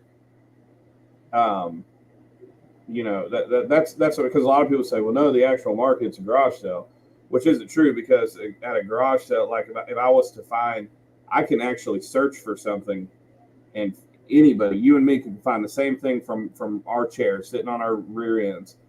But that's The art not sale what is the garage source sale. market. Really, yeah, it's a way to source, but I can't go source a bunch of Wii Sports at a garage sale. Yeah. I can go source a bunch of. I might find a bunch of Wii Sports, but I can't. You might find a couple. No, and I absolutely, and usually that is one you'll find. But I can't go to a garage sale and go, okay, I'm gonna go buy from the market 20 PlayStation games, 5 64 games. You know, unless you're Phoenix Resale and you go to Walmart and do that, because he does that. Yeah, he does. But I'm talking about garage sales. Right. Because Walmart would probably be like market, unless it's clearanced out. But yeah, so I don't know if you're one that said that, but somebody, I know I've seen people say that's the market, because they're like, because when I say, well, I'm just selling market value, they no, the market value is what you paid for it at garage sale. I think, to me, that's such a over the top claim. I've said a couple of times, I said, you know, why do you consider this the market value on eBay when you didn't pay that? You paid market value at the yard sale. So, I mean, I guess I could be considered one that has said that before. Okay. Yeah. Well, okay. Well, maybe you did say. I know I've seen a lot of people say it. But opening that can of worms would go back to like what we were kind of talking about earlier, where like, you know, if you were able to source something for $2 that sells for $30 or $40, you know, maybe sell it for 25. You know, like do something, you know, to like look out for the community. It's supposed to be a gaming community, and so like a lot of the resellers that I talk about, you know, most of the time they're not really gamers. You know, like Phoenix Resale, for example, he's just a business, so he doesn't want to help gaming community. Yeah. So I guess that's like pretty much what I would say to that. But yeah. Okay. Well, I don't know. That's completely like the thing. Would you consider it different than the actual market value, though, or do you consider garage sales the market value? Are we coming from two different angles? Are we not like seeing eye to eye on what the market is? That's what I'm saying. Is my question not coming? I think in that sense. I think there would be a difference between, let's say, if I knew a game was worth 30 and I decided to sell it for 10 at my yard sale. That would be different than somebody has no idea what they're selling it for $2 at their yard sale. Yeah. You know, there's a big difference there. So, you are expected to get things for cheaper at yard sales than you are on eBay. So, the eBay market, you can refer to it as the eBay market instead of the faux market, if that makes you feel better. But I'll tell you right now, like there are not many games that I would buy on eBay that are worth more than $30. Yeah. See, unfortunately, most of the games I would want are worth more than $30. Especially now that I know how much people pay for this stuff. Yeah. You know, now that I'm educated, I'm like, dude, I'm not giving some clown $70 for something I know he paid $4 for. That he probably, because, okay, and this isn't everybody, okay, but a lot of resellers, they don't even check, they don't test. They say they test it, or they don't clean it, and then you buy it, and it's just, I bought a PS2. It was supposed to be in, like, very good condition. I got it. It was in acceptable condition, and it had a bug in it. Oh, wow. Yeah. So, I mean, you know, it's kind of, you got to buy. I like doing the direct sales. Like, you know, there's a few resellers that I buy from directly, and they give me, you know, a discount. Yeah. And I understand that they can't sell it to me for $2, which is what they paid for it. Sure, yeah. But they're also not trying to sell it to me for 20. They'll sell it to me for like 10, where it's kind of like in the middle.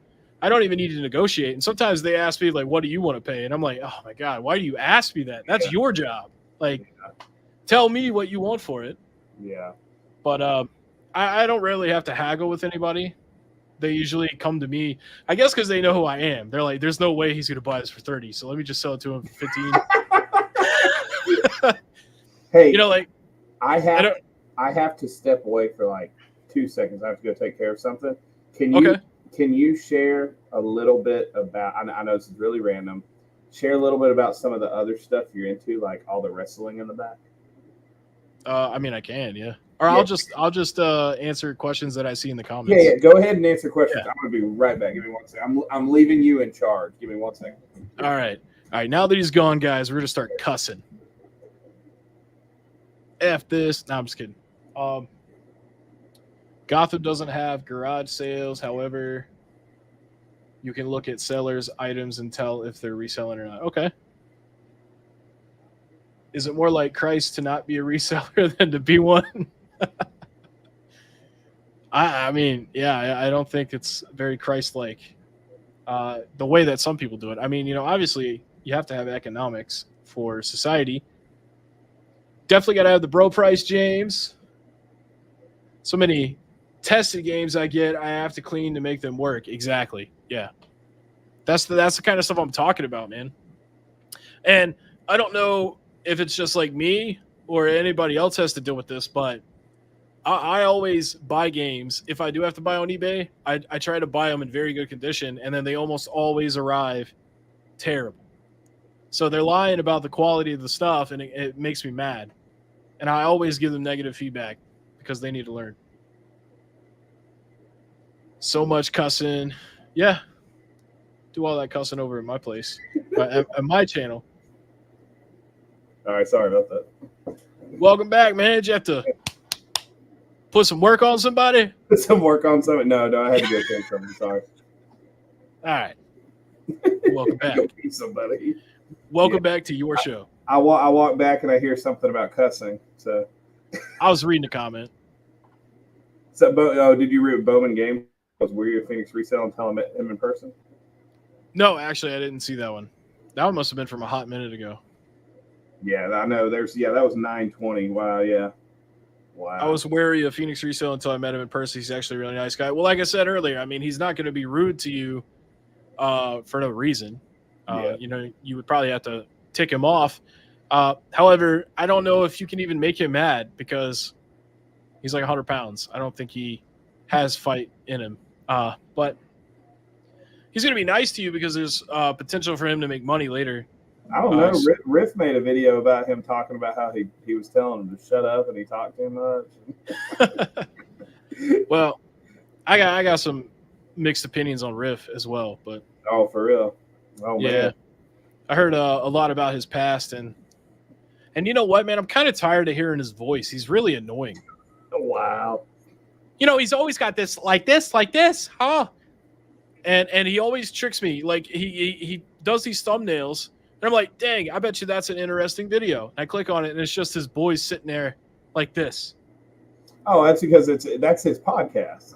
So I he's know. Just like giving an example. Yeah, I get what you're saying. But his thumbnails make you think that like you're actually going to see a video. Yeah. And you're like, man, they're just sitting there. Well, my thumbnails probably make it look like I'm sitting in a cup or A trash can? But yeah, the trash can. Well, that's different though, because it actually says live on it. Yeah, and it's live. Yeah, I get what you're saying.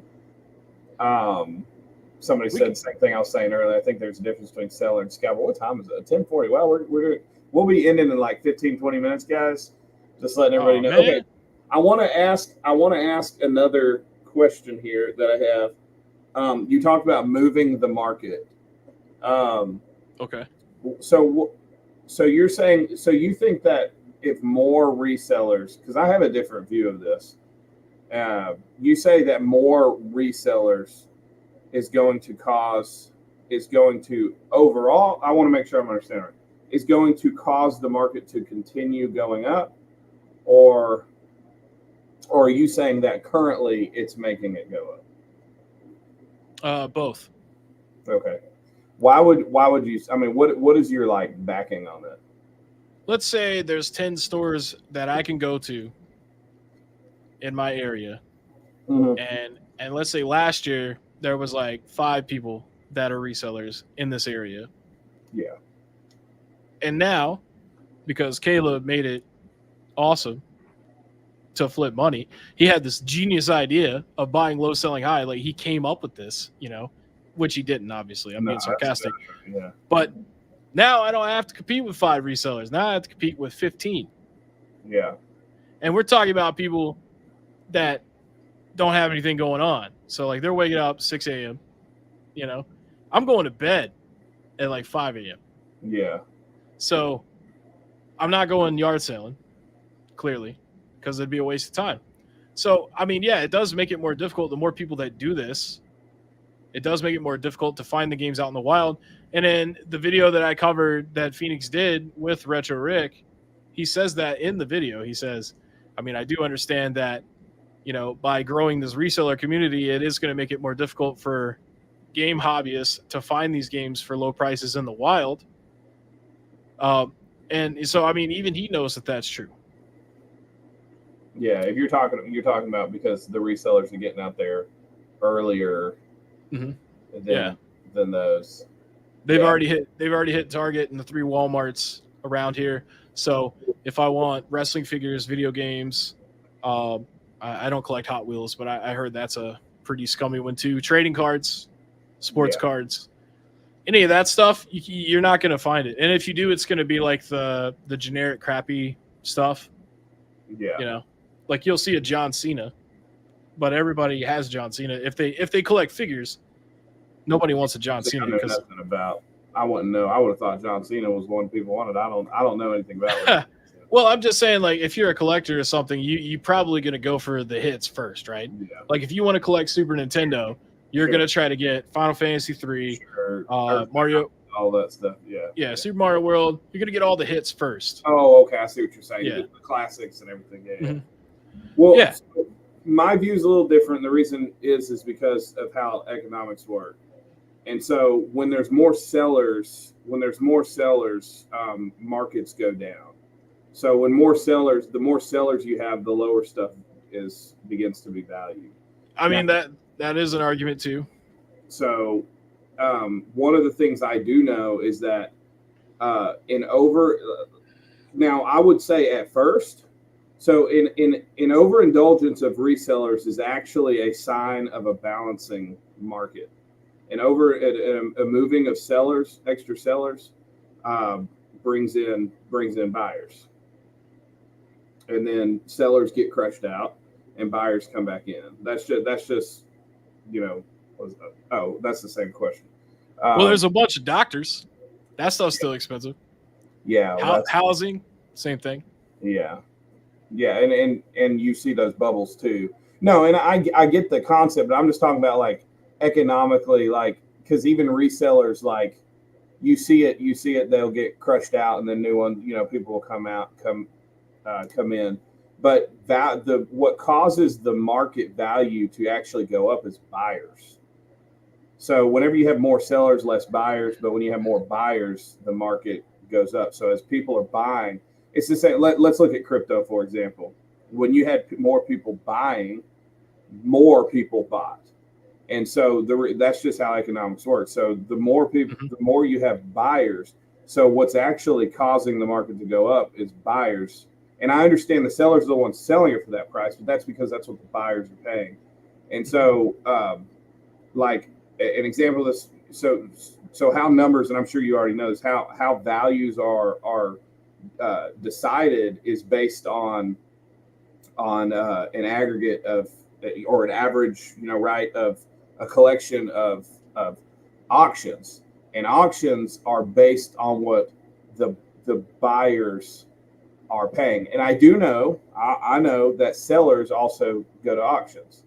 Well, you know that I know how economics works, right? Yeah, but I'm wondering why, based on that, why would you say that it's actually going to cause value to increase? Because the reason it's increasing is because there's buyers. Well, let's do this as like a example. Okay, let's say that you need some toilet paper. Yeah. Okay, and all the resellers bought all the toilet paper. Sure. Yeah. So you have two options. Yeah. You could pay them what they want for their stuff.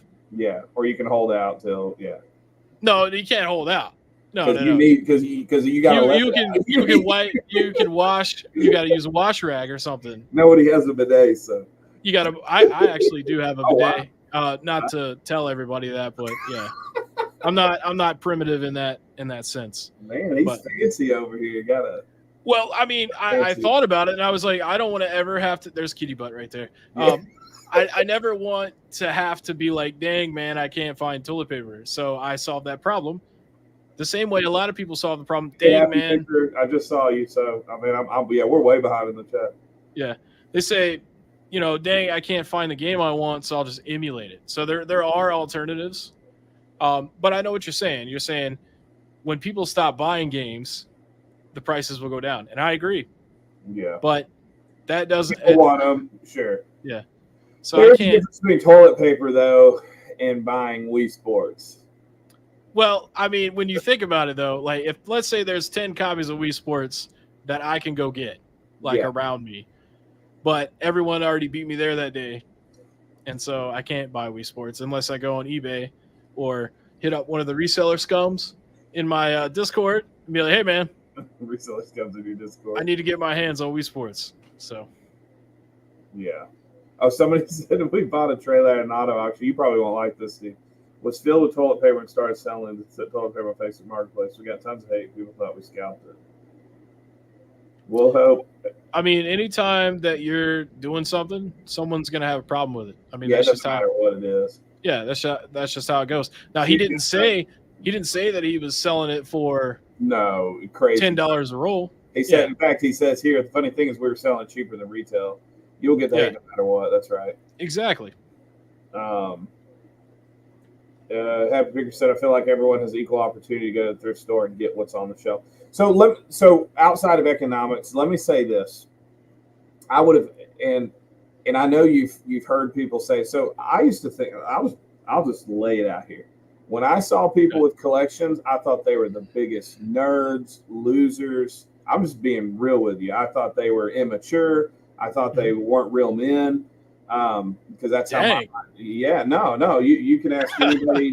I was like, man, they need to grow up. And that's how I used to think. And of course, God humbled me. I mean, look in the background. Right. So, but what happened is as I'm reselling, I'm seeing the value in video games. So for me, it actually brought a guy. So I'm one, and I know I'm one, but I've talked to lots of people like this, that it actually brought them to the market to actually buy games for themselves. And and so for me, if it wasn't for reselling, and this has nothing to do with economics, the value, the bouncing and releveling of a market. My issue is, for me, reselling, I found the game and said, wow, this has value. This has value. And so I was selling them. And I had a whole bunch of games I wish I wouldn't have sold that I would be keeping now that I was selling. I made a lot of money off of. But as a reseller, I was just trying to get margins. So I sold them for a lot cheaper. And so I was selling them cheaper than the market. But I was still making a lot of money.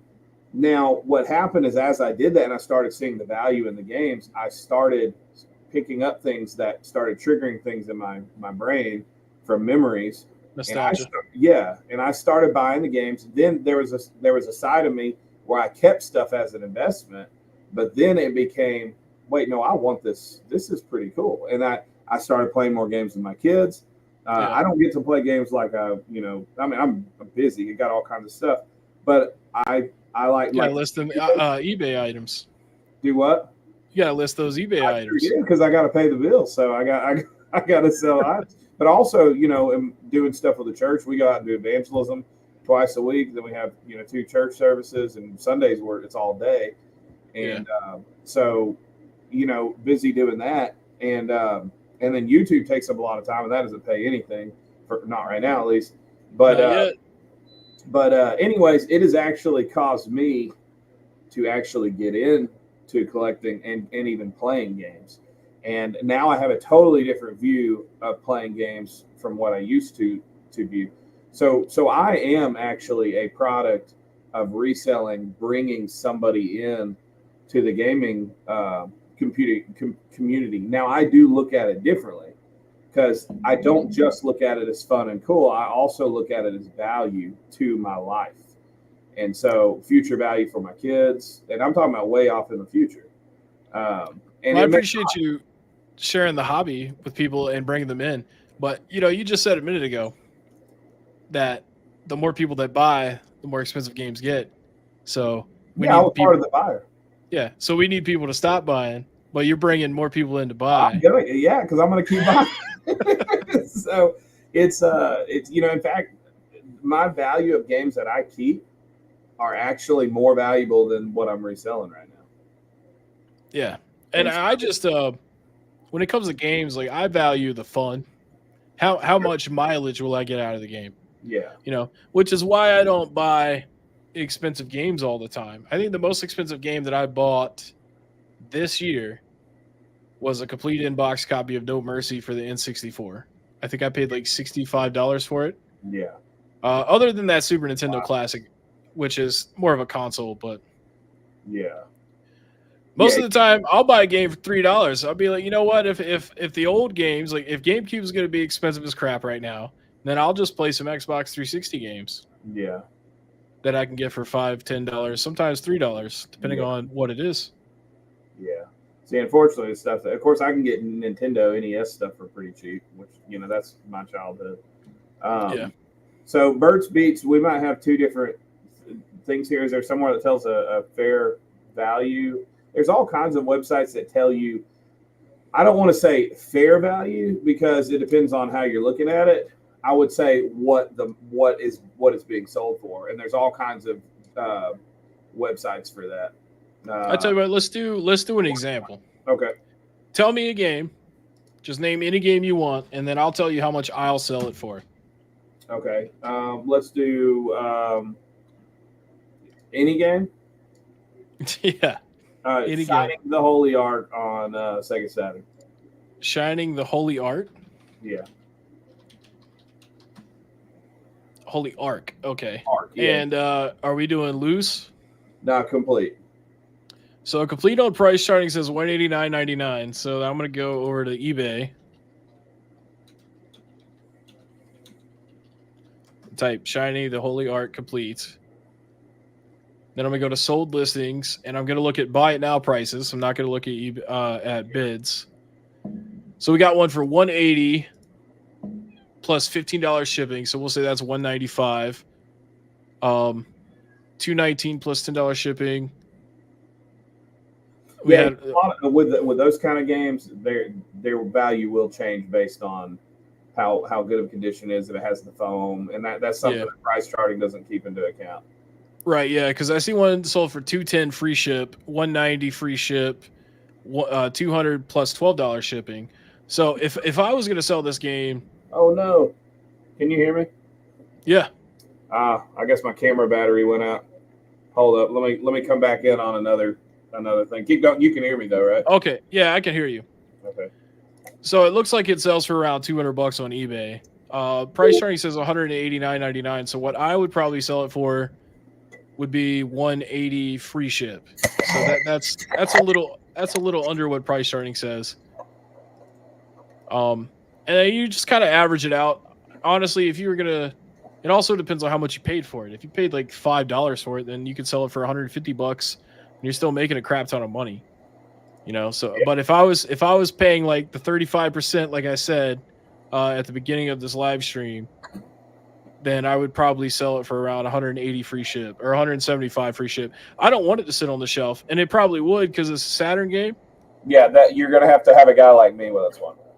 Yeah, so probably I'd do $175 free ship, and then if it doesn't sell in a week, I would drop it to $165, and I would just keep doing that until it gets out of my house. Yeah. Yeah. No, and so yeah, and that's the thing. See, that's part of it too, is that some people are going to sit on it longer, and they're willing, because I mean that's their loss too. There's some things I sit on, there's some things I don't. It's not that big of a deal though when you have like 300 things listed, because you're going to have things selling on average probably every other day or every day if you have that much stuff on there. The average is the common thing is 1% of your store a day. Okay, yeah, so that'd be like 30. No, 1% of your store. So if you have 300, that'd be 3 items. Okay, 3 items. Okay, yeah. And so with that, to keep that and to grow that, you have to do probably 10 items a day. And so this is one of the things, because, like, let's say you buy something for a certain amount. Most stuff will probably, if you have good items, will sell within 90 days. Yeah. And so let's say I'm not sitting on anything for 90 days. That's insane. Yeah, but if you're doing it full time, you would. Well, I would rather take $20 pay cut and make $100 instead of 120 to get it done immediately. No, I get what you're saying, but but it doesn't. Yeah, but that's just would be your business model. What I'm saying is some people's business model would be. I mean, like I said, it depends on what you're getting. Like, how often do I find really, really good games? Not that often. And so if I was to take a cut on those really good games, I would not be able to pay bills with that. Right. Now, you sure I could go? Could I go do landscaping again? Yeah, absolutely. I mean, I could do all kinds of stuff to go make money, but this is what I'm pursuing, so I have to pursue it in a wise way, and it's not because I want to screw people. If I wanted to screw people, I would do what Chase after the right price does. Sure. I mean, I don't want to say that but sure, if that's what he's doing, then yes. Yeah. So I get you, man. You don't have to defend yourself to me. I was just telling Bert's Beats how I would sell an item. Oh, okay, that's right. We had a question. My bad. Yeah. Let's see what. Okay, we already. I'm gonna scroll way down. Have you seen some? I see that Flipper dude guy showed up. Congratulations on your convention, man. Oh yeah, that's right. He's got Ray Alano. So most people don't like going to garage sales and thrift stores, but they love to collect. So I go for them and hunt down the item, and that service costs money. See, and that's how I look at it. I know you don't look at it like that, Steve, but I do look at it as a service. Well, I mean, there's a few people that do feel that way. I mean, people DoorDash stuff all the time, even though it's 3 times the cost of what it should be. Yeah. Like, you know the guy that I did the collection piece right before this? Yeah. One of the things he was telling me, he said, I don't want to go to garage sales. He said, I don't want to go to hunting down and thrifting. He said, I want to know I can get what I want when I want it. And he said, so I'm willing to pay up for it. And so that is part of what that is. So let's say there's 100 guys. One guy has this one game, so there's 100 resellers, but one guy has this one shirt, this one pair of shoes, whatever it is, and that's what you're going to get. Because I know if I want something, there are things you can't find, obviously, but I'm going to find it. And so if nobody was doing that, and if nobody was making value, was receiving value from doing that, it would be a lot harder for people to find games. That is true. Yeah. And, and there would be, but I don't think we're going to see eye to eye on that. But so with all this, would you say that there's a possibility, even though you don't like certain things, that you'd be willing to see that there are people that may do things you don't like, but what is being done isn't necessarily scummy? I mean, I bought games from you. Yeah, that's true. So you already know the answer. Yeah, yeah. Like I said before, I don't. Also, questions for everybody. Right. Yeah. I mean, I don't have a problem with every reseller. I want people to be treated, fairly and with respect and stuff. So, I mean, if somebody wants to pay $200 for a game, I've said this in my past videos before too. I mean, it's not 100% the reseller's fault.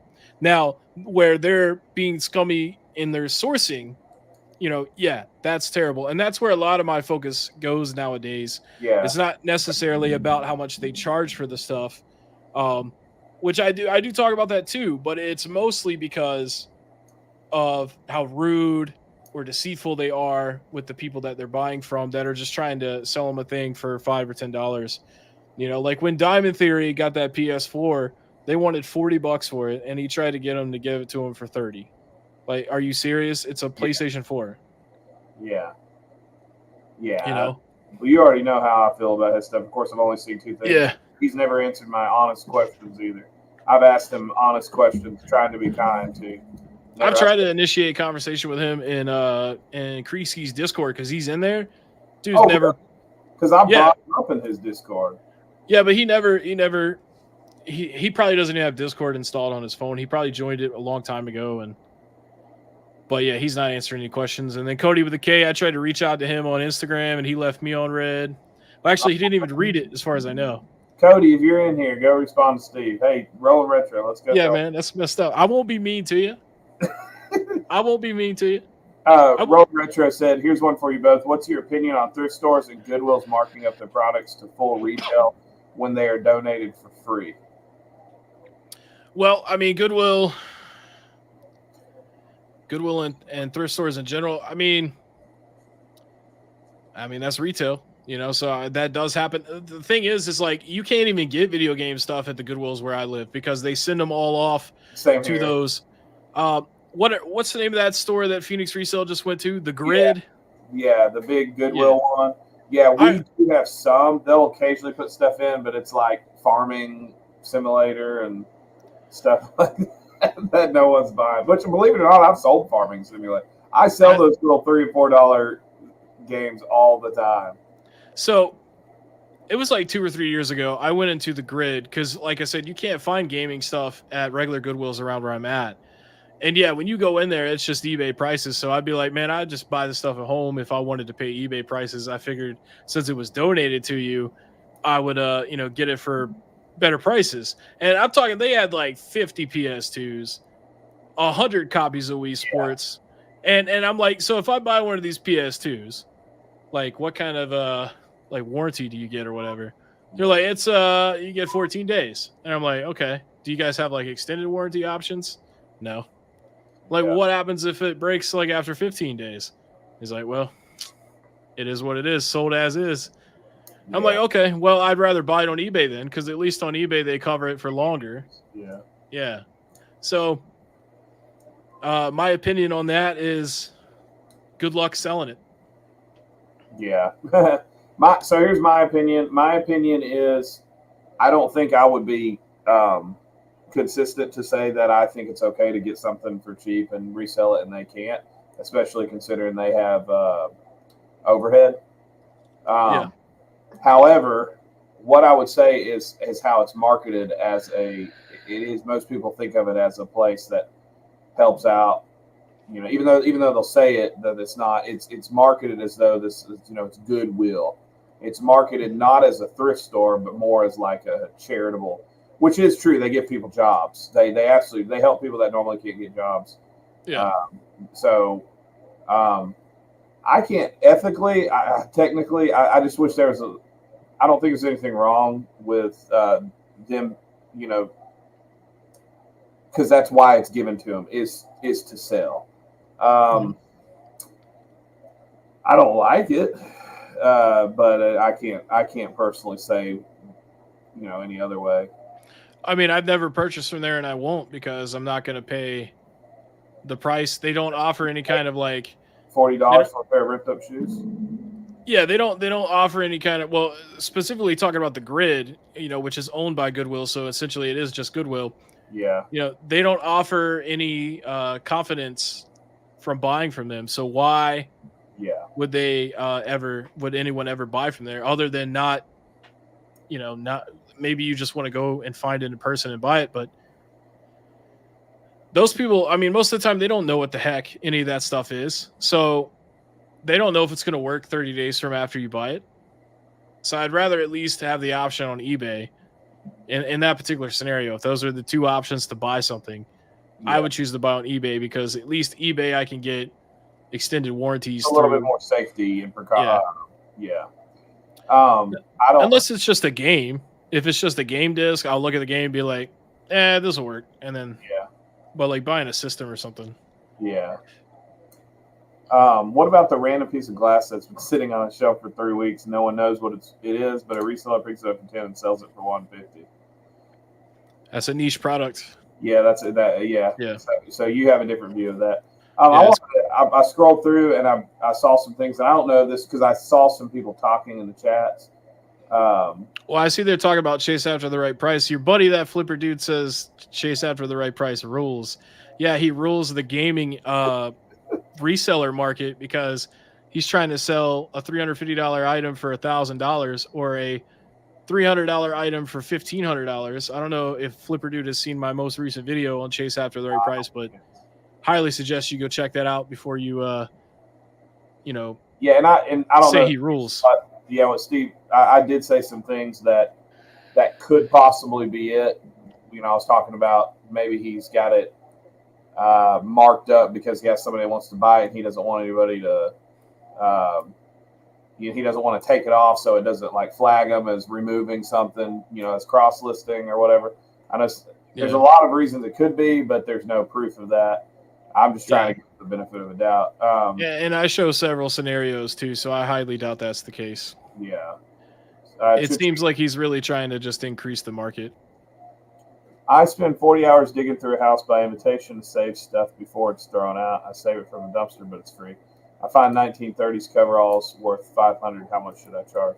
Yeah, see, this you know where I feel about it, Scott. I mean, if you can make, I have no problem with, you know, if you're doing a job knowing you can make a certain amount of money, I say make what you can make on it. And I know Steve doesn't completely agree with that. No, I do agree. It's a niche item. Oh, okay, there you go. So okay. Yeah. It's not Mario Kart, which is made every day, millions of times. Yeah. Yeah. So see, I guess I just apply. See, I can't differentiate. I get what you're saying, so I respect that. I just see all I see is like, okay, this is what people are paying for. And it's because it's a popular item. Mm-hmm. You know, because then you got things that sell every day like Call of Duty, but nobody's going to pay more than $5 for it. Mm-hmm. You know. Well, why are there a lot of people buying coveralls from the 1930s? No, that is very much a rare thing. Now they do sell like so. Coveralls, so there's not a lot of buyers for that, but somehow it's $500. Okay. Yeah. So I see what you're saying because it's going back to what we were talking about. Yeah. But yeah, that's a niche item. So I mean, if you can sell it for $500, go for it. Especially if you spend 40 hours of sweat equity obtaining the item. Yeah, absolutely. I definitely wouldn't do that. You know, like that's not a job that I would do. Not for 40 hours. Yeah, but it's not an unethical thing. Yeah. Rolling Retro says an item is only worth what someone is willing to pay. I personally don't believe we sit at home dictating what the items will sell for. Yeah. We do. We all sit at home and we list them on eBay for the prices that we want. I think he's saying we're not saying, I'm going to say this is 45 and I'm going to make the market go up to 45. Usually whenever I put stuff up for a value because there's things I've sold because I sold it months ago and I just say, okay, it's worth this much. And I put it up and then I was like, man, why isn't this sold? And I go and look, it's because the value's dropped. I dropped the value down. And that's you know, because I just say what I know something sells for, and then come like I said, Zelda. I did it with a lot of 64 games. I dropped them all down, and you know, and then they sold when they were selling at a certain amount. People don't need an unnecessary middleman. Yeah, absolutely. I don't think people need an unnecessary middleman. I consider video game stores an unnecessary. You know, for pre-owned stuff, unnecessary middleman at that. That's just my view of it. It does. It would be a lot easier to go to the video game store and get it, but nobody needs that.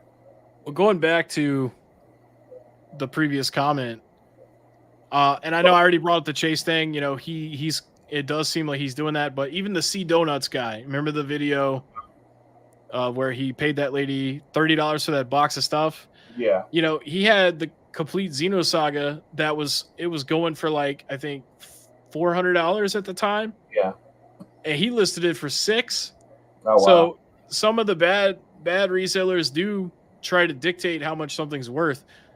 You know, I just want to make sure that we clarify that. I mean, people that are good at reselling, and what I mean by good is, I mean, like, you're not trying to make things worse. You know, you're just trying to take advantage of what it is.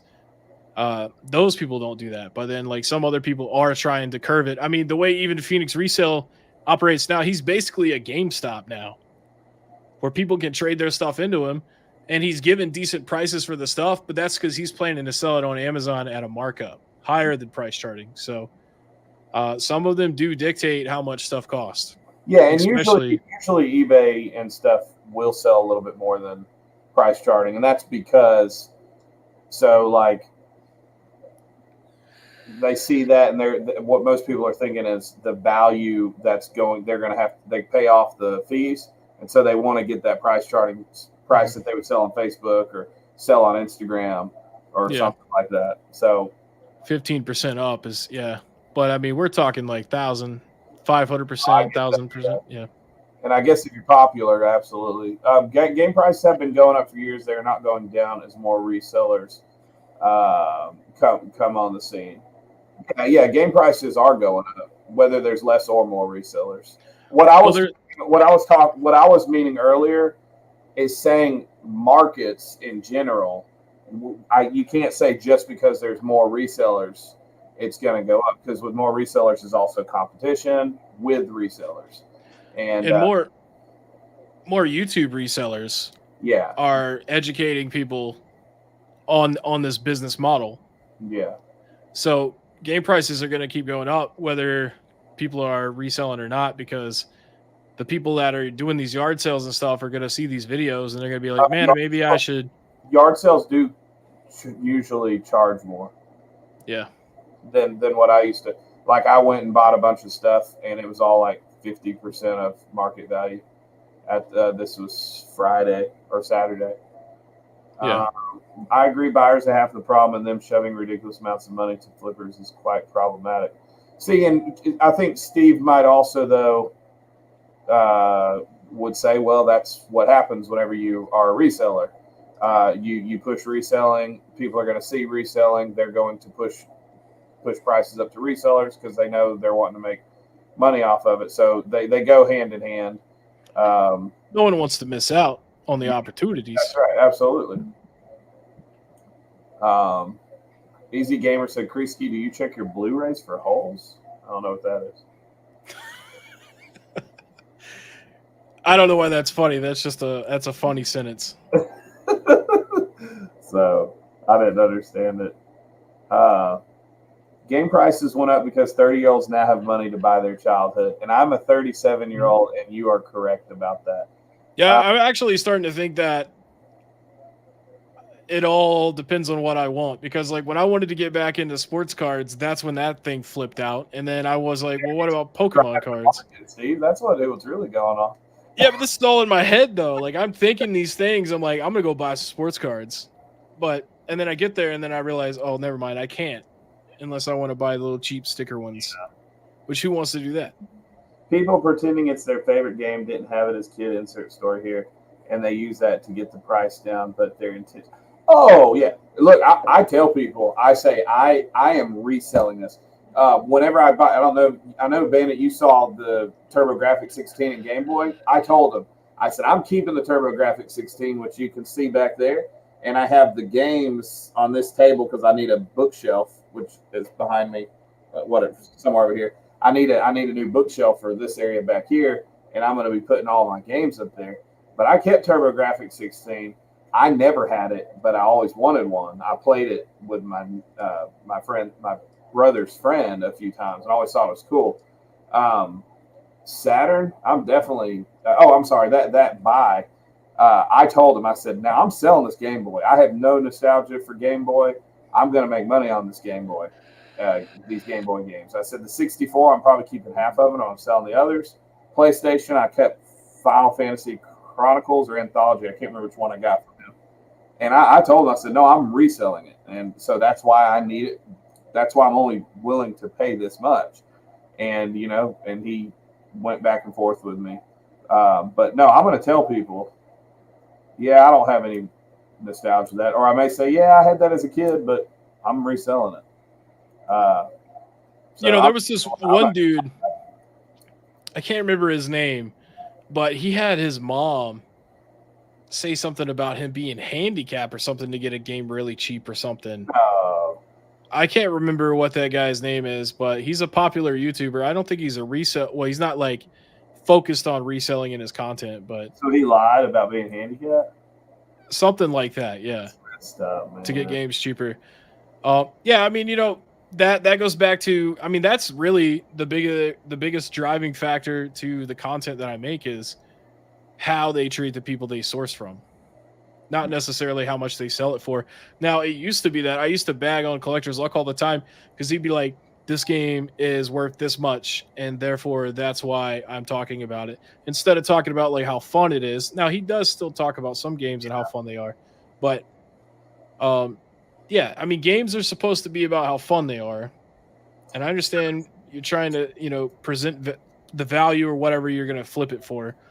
Well, yeah, that is what they're for. Absolutely. That's what they were made for. But, art is meant to enjoy looking at too, but it becomes an investor's market as well. And I understand why people don't want that. I understand. You don't want it's a child's toy. Why make it an investor's market? No, I get that, but it's just the fact of it. I don't think that's going to go away, regardless. No, it won't. And I didn't see some of the stuff, and we're not. Look, guys, I appreciate you guys not being upset that we didn't see all. There's so many statements and questions, and there's so much to cover. I'll do a few, and then we'll close out because we're past midnight your time, 11 mine. I appreciate everybody talking and showing respect. And like I said, I'm glad you guys could say, no, you're wrong, but still be respectful to each other. That's really cool. I hope both sides can see that there is a way you can communicate and even get along and disagree and learn from each other. So I see some things that people don't like. Flip side flippers do tend to clean out the areas, make it hard for other folks who are just want to relive some nostalgia. And I agree. It's frustrating. I don't think it's unethical. The reason I say that is because it's entertainment. I mean, it's entertainment. It's not like they're taking your water from you.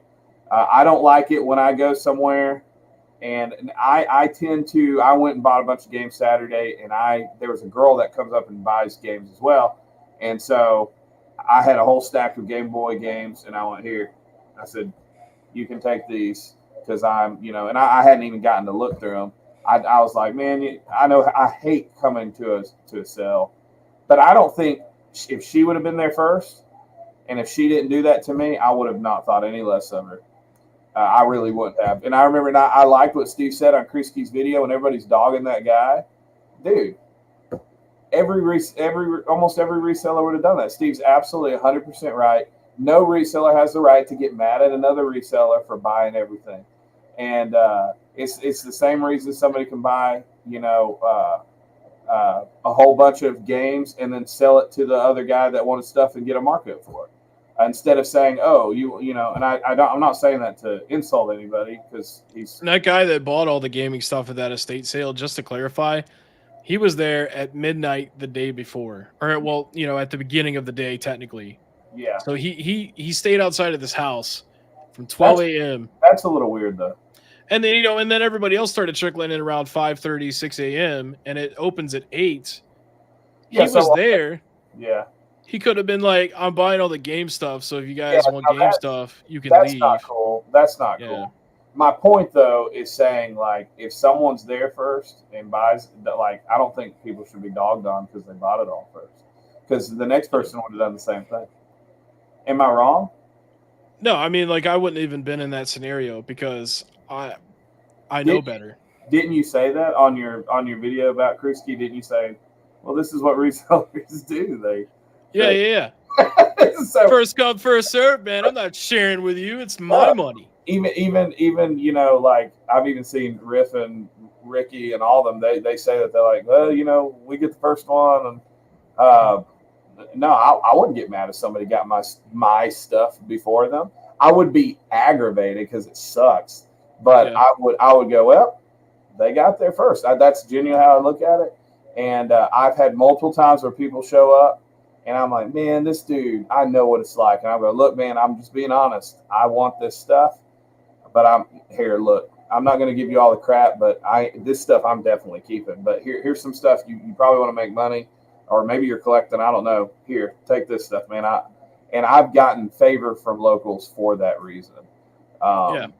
But let me ask one final question, man. And I know we're having a good time, but man, there's so many questions. I'm sorry, guys, I can't get them all. It's going crazy. There's so much stuff.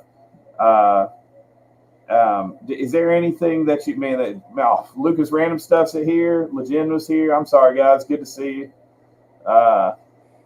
Let's see. We got all kinds of. Yeah, no cussing at all. It was good. Of course, I did put filters on just in case. I think you might be talking about me. I haven't cussed. Yeah, no, Steve's real cool about that. So for people that didn't think I could do it. No, I knew you. Honestly, I didn't think I could do it. Not 2.5 hours. I'm starting to get the itch. I'm like, not really, but yeah. So Ryan Davison, what's up, man? I've purchased from Goodwill. Oh yeah, I purchased from Goodwill. We buy clothes for the kids from Goodwill. Thanks for saying that, Vintage Sports. I didn't see what did he say. He was talking about the video where I was using food items as curse words as a substitute. Yeah, I remember. Yeah. Yeah, that was pretty good. I've seen game price go down a bit. People aren't buying the expensive price anymore. The only exception is Pokemon. Yeah, Pokemon, I don't think that's going to change. I don't think that's going to change. I just really don't. Yeah, the only thing I can hope for, because I want to legally play it. I don't want to have to emulate it. I just hope that they pull them over from the 3DS store onto the Switch or put it on their NSO subscription. That way I can like legally play it. Yeah. Yeah. Although I'm pretty Pokemon'd out right now. See, I played Pokemon Snap. That was it. I grew up, I was told it was evil. So, and I still have a lot of friends that think it's evil. I understand why. I'm not getting into all that. I always thought that was goofy. My kids have Pokemon stuff. I don't have a problem with it, but I respect people that think it is. So yeah, I mean, I got a beat up Charizard wall. I've had this thing for like 10 years. I have the Pikachu 64, but I just thought that was cool. As you see, sell it to me right now. How much you want for it? I'm keeping that thing, man. I'll give you $500 for it. Because then I could go buy one. You know, you can buy it for $350, right? I just wanted to see what your price was. Yeah, well, I don't have a price on it, but I know it's around. I don't know. It might have gone down. I don't know. I'm just kidding. I don't want it. I was just seeing if you would accept $500. No, I'm not. I don't want to sell it. But no, I love Pokemon. I played Violet all the way through. People complained about the performance issues. Honestly, it didn't really give me that much performance problems. And then I played Arceus before that, and Sword, dude. Yeah, Sword was the first Pokemon game I completed the Pokedex. I played 140 hours in that game. It was insane. Yeah. See, my kids like that, and I do like the role playing aspect. I just never got into it. I was hurt when I saw your Vita collection go into a store. I would have got it all. That's mainly what I'm working on right now, besides nailing 300 PS5 games. Wow. Yeah, Easy Gamers is a reseller too. He just started out recently with his videos, so. Oh, I'm gonna subscribe. Everybody subscribe. Usually, I try to go subscribe to people, and I haven't done that. Go subscribe to Easy Gamers, and so he seems like a pretty chill dude that I've seen so far. You know, one thing about vendors or sellers at cons is they got to understand not everyone has hundreds of dollars to spend on one thing. I mean, selling at eBay prices will get you nowhere. I actually resell. I'll tell you this right now: conventions are higher than eBay prices. Yeah, I've been dealing with convention prices for years, especially with wrestling stuff. It's marked up 20 to 30%. Which is why when Phoenix does, where he gets in early and stuff with his special treatment or whatever, that really ticks me off, because not only are conventions expensive compared to price charting anyways, but those people have to pay to get in. And a lot of those convention places, you have to pay for parking. You've got to pay for hotel if you're flying in. You got to pay the admission fee to get into the convention. And then he's just in there getting what he wants. And he said in plenty of videos, he wants those fast sellers, the Marios, the Pokemons, the Zeldas. So, it's just not fair to do that. So that, I mean, speaking of conventions, I just wanted to air that out. No, I get that. I can see it. Yeah, I mean, I get where you're coming from. I can see why he's. I mean, he's in there, and so he's talking to the vendors firsthand. It may seem disrespectful, but I don't have I don't have a problem with it. I don't like that it's unfair. Like people, for example, like Arkansas Retro Expo, before the doors even opened, I had lots of vendors come up to me, and I traded the Splatterhouse and or sold it and the Game Boy games, and I was thrilled because I was guaranteed money immediately. Other people might have wanted it, but as a seller, I'm just thinking, hey, I'm paying for my booth, I'm having profit, and so. Yeah, but with Caleb, he's using it. He's getting in as a special guest. He's not really interested in, not all the time is he a vendor. I mean, he had that one video where he was a vendor for a gimmick where Chase just ended up buying everything out. But typically, put your link up in the chat. But typically, Phoenix Resell is just doing that. He's using his name to get in so that he can get these early grabs on everything. At least Retro Rick typically waits to the final day of the weekend. Right, he sure does. Wow, I didn't even think about that. Yeah. Because he had this one video where he was at this convention and he had a panel. That's how he was able to get in early, because he was a panelist. And there was 7 people that watched his panel. So clearly, Palooza, the one I was at? I think so, yeah. So he was literally just there to make money, he's not. I don't know, man. It's exhausting talking about Phoenix Resell. Oh man, I went to the wrong thing. Well, let me ask a final question, and I just want to hear it from you, just an honest, just from your heart. I love you. I love you too. That's all. That's what it was. I just want to make sure. Yeah. Are you wearing a River City Ransom shirt? No. Oh. It's River City Toy Fest. Oh, okay. City Ransom is cool. So let me get this guy's channel. Let me see. Go to his channel. I'm going to put this up here. Okay, so here's my question, man. So when you're dealing with resellers, do you think that you might be able to convince? I don't know if I put this on, or maybe I shouldn't ask this. You care if I ask you a random question? I don't care. Do you think that some resellers might listen to you more if you didn't go so heavy dog on them? Maybe. Who would watch that though? If I was like, man, I wish this guy was better. I mean, you at least you're honest about what it is. Yeah, I'm trying to be the voice of how people feel internally when I'm expressing myself in the videos. Okay. And most people probably do feel that way. They're like, man, that guy's kind of slimy with what he's doing. And I just like to ramp it up. Because, it's like I put on my channel, it's for entertainment. But South Park, for example. Yeah.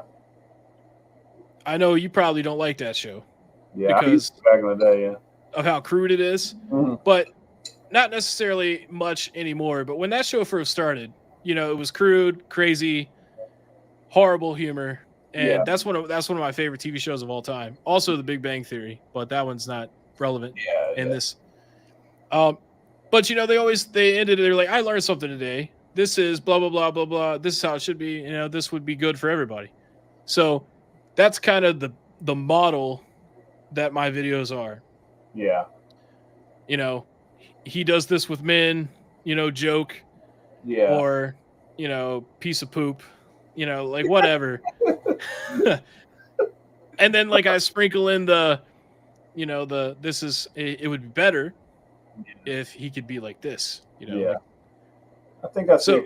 I just know a lot of people might cut you off from the get-go. And I understand you're looking at it in that sense. I'm very communicative. So I talk to anybody if they want to talk to me. Yeah. Let me give you an example. If let's say I never reached out to you, right? Okay. And I made a video. If I made it, let's say I made a video and I'm just dogging on you, you basement dweller, right? And I said all the stuff, and my purpose is to be like, dude, show more respect to resellers. Not all of them are scummy, or maybe you're misunderstanding some things or whatever. I would have an audience that would rev up their hatred towards people like you. But what if I said, well, I'm gonna, like what I did here, and I said, well, maybe you don't understand what he's saying, and like, or do you just think that wouldn't be fruitful whatsoever? If someone made a video about me, first of all, I'd be flattered, whether it's negative or positive. Sure. Which you did make a video about me. Make a video. And second of all, I wouldn't do a response video like my normal videos. Okay. It would be kind of like with the Jigsaw thing, because I had an issue with Jigsaw, and then I pretty much came on here and did a serious video. Yeah. And explain my point of view. I'm not going to react to somebody the way that I react to people when I make videos, because my videos are for entertainment purposes, with a little bit of lesson education. There's a little bit of satire, but not satire. That's not the correct word. It's meant to be aggressive for the purpose of humor, entertainment, and to make a point. Mm-hmm. I don't know how to explain what I'm trying. I think I get what you're saying. It's like how South Park was.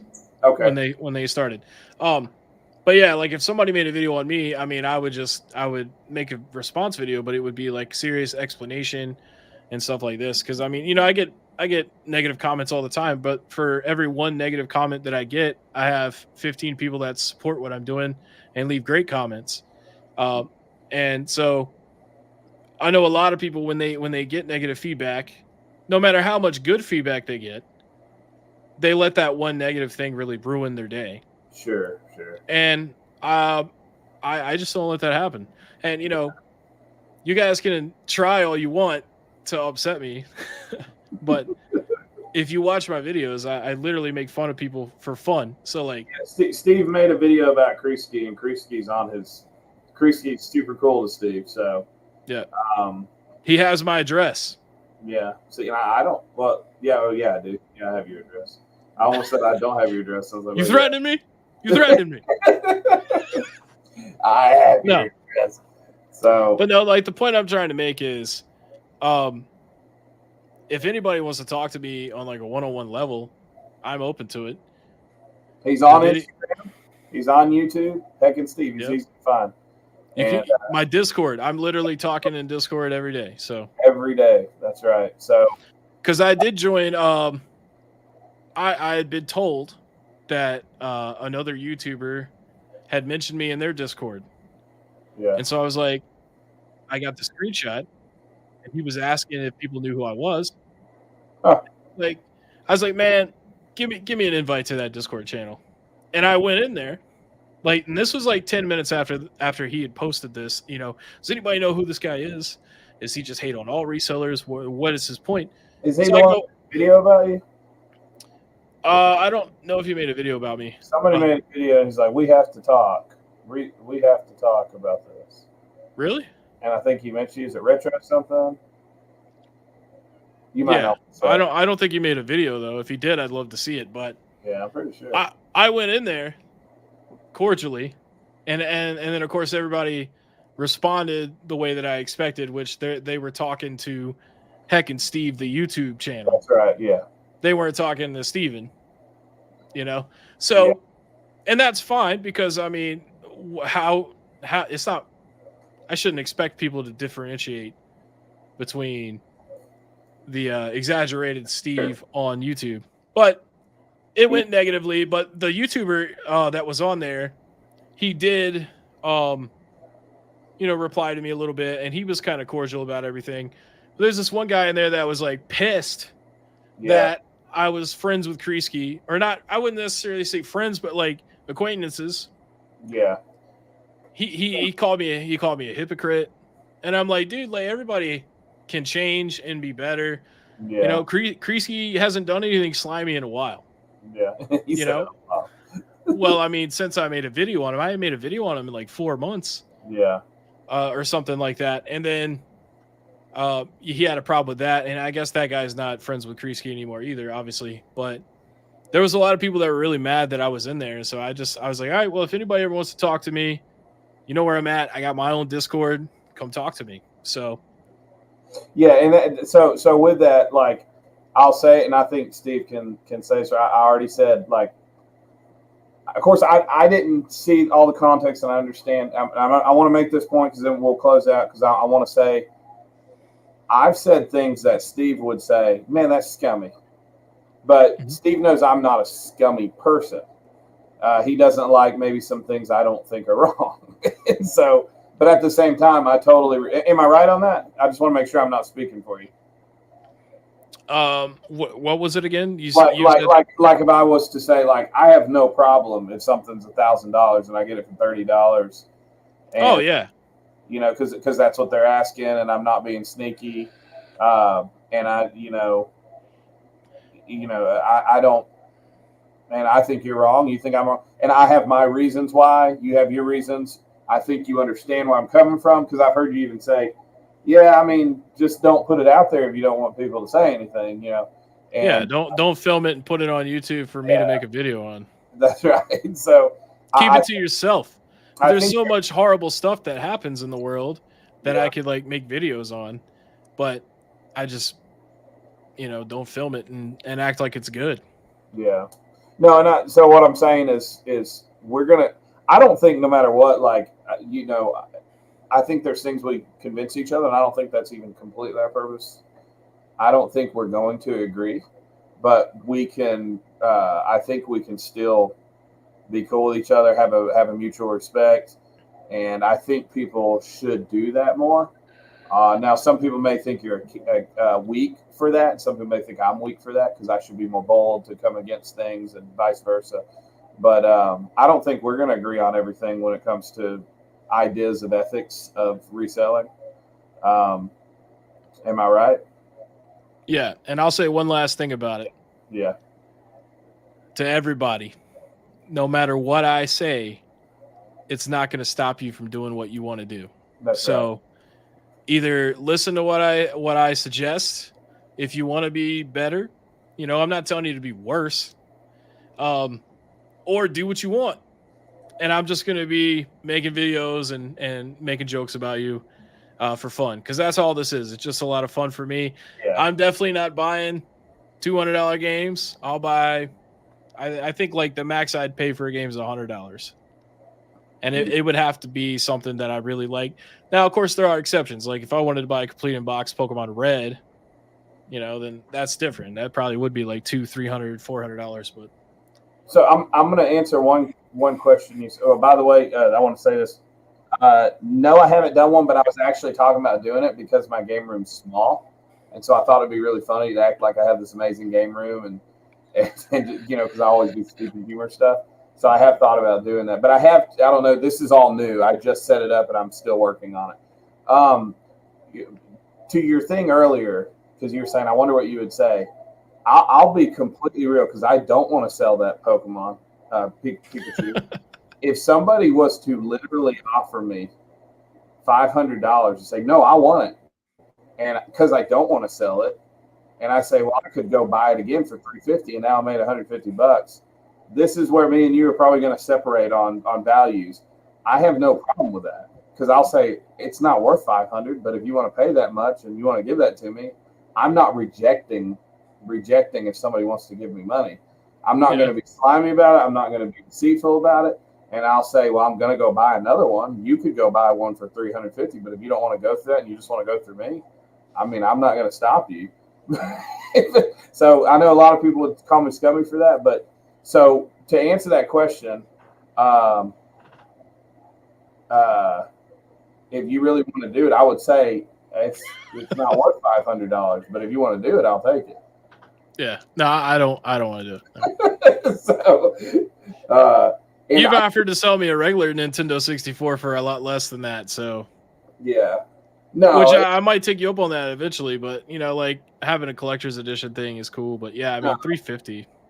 Yeah, they're expensive. I got it from a trade. Now, also there is a part of it, I think, that we all are honest when you know somebody, and this is something we have to, like, I guess, look at ourselves.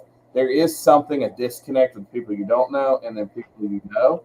You do tend to try to really try to keep a bond with somebody you've already built a bond with. And so you might, price. Yeah, well, I'm even going against bro price. You know, I'm talking about just how you talk about someone or how you communicate with somebody. Yeah. You might be more careful than you would somebody you just had a run-in with. And I think that's just part of the human condition, is that we develop relationships. And so for like other people that I sell to or that I buy from, because there's a relationship that's going, I probably would tend to want to make them a better deal than I would somebody else. I think that's just natural. But that's kind of a reward for being a return customer, though. Oh, well, yeah, and that too. Yeah. So that's the other thing, because I even people I don't know that they do, because I have return customers on eBay. I've given them free stuff, and you know, I mean, it's not like I give them hundreds of dollars. I'm just saying I'm giving them free stuff. And I'll admit, and this is areas I have weaknesses. Man, when I get really busy, and especially with YouTube, I'm trying to balance things out. There's been times where I've let stuff slip, and I have to swallow my pride, and I have to take the gut punch, and I have to say, man, I failed you. I'm sorry. Let me not only give you a refund, let me give you something free in the store. You want it because I failed. And so I make mistakes, and I have, you know, let stuff slip, especially when, like I said, now that conventions are going, balancing that, and I'm making trades, and I forget what I have sometimes. I'm losing with inventory. But oh wow, you got one of those fancy ones. Hey man, Swank, glad you're here. We're actually about to sign off. For the record, I love Chase and Phoenix and the Preacher, but I love Steve too, because I love everybody. Right on, man. Hey, he knows I like Chase too, and Phoenix. I don't know if I'd say I like Phoenix. I just don't have a problem with him. I actually do like Chase, and I didn't like when he showed me all those prices, but I'm trying to give him the benefit of the doubt. And I know I've done, you know, maybe made mistakes as well, but Steve's a baller. Holy. But guys, we're going to go. I know there's a lot of questions in here, and I'm still learning this whole thing. Listen, we'll close out. I'm only doing lives twice a month. Next 2 weeks from now, I'm doing a live, but it's just going to be me, and it's going to be me going to YouTube channels like I did a month ago. Going to check out YouTube channels. It's going to be a networking thing. So whatever you are, it's networking people on YouTube. That's what I'm trying to do, is network people on YouTube. I've promoted people that had nothing to do with this space, but they were YouTubers. And then next month, which will be, because this is a really cool one. I'm really excited about this. It will be on the 6th. Hold on.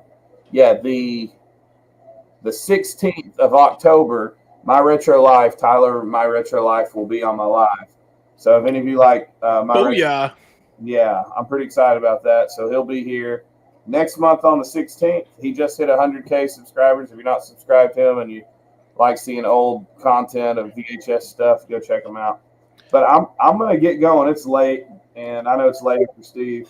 Yeah, thank you guys so much for hanging with us for almost 3 hours tonight. Really appreciate it. And I may consider doing some lives in the future, and you guys can come on, and it'll just be me, and you can ask me all the questions you want, and we'll do it for as long as it takes. So I'm sending Jay my email, and this is for anybody else that wants it. And hey, Steve, I also want to say shout out to a lot of you guys that follow you, that have been super cool with me. And I know I've even seen some things where they're like, I don't like some things about them, but they're really cool. And I can tell there's some things they don't like, but everybody's always, you know, your audience is actually very respectful, and I appreciate that. And so I want to be the same way. Man, Ophidian Mind's on here. What's up, man? Yeah, thanks. I didn't even know you're here. I didn't see you. But yeah, that guy is cool, man. I love that guy. He always leaves thoughtful comments on my videos, like 3-paragraph like comments and stuff. So shout out to him. And he's got a pretty good YouTube channel. Yeah. Oh yeah, definitely. Yeah, and he's like staff on the channel. That's pretty cool. I think it's I Dream of Indie Games. Correct me if I'm wrong. Pretty sure that's what it's called. I'm not sure, but I just went to that link he put up. But guys, we're gonna get going. But go ahead and tell them how if you want to check out Steve's stuff, or if you just want to talk with them, tell them how they can get in touch with you. So basically, you just look up Heckin Steve on YouTube, with or without the little apostrophe thing, because I always tag my videos with or without. And if you're not used to foul language or shock humor, be prepared for a lot of that, because that is the bread and butter of Heckin Steve content. And I will catch you on the channel, man. Leave me some comments and stuff. And, like I said before, man, thanks so much for chilling for 3 hours. Yeah, we were on here for a while. Yeah. So yeah, appreciate you guys. Everybody have a wonderful night. I did not plan on staying this late. I appreciate it. And I will see you guys 2 weeks from now, or we'll see you in Discord or whatever. All right, guys. God bless everybody. Have a wonderful night. We'll see you later. Peace.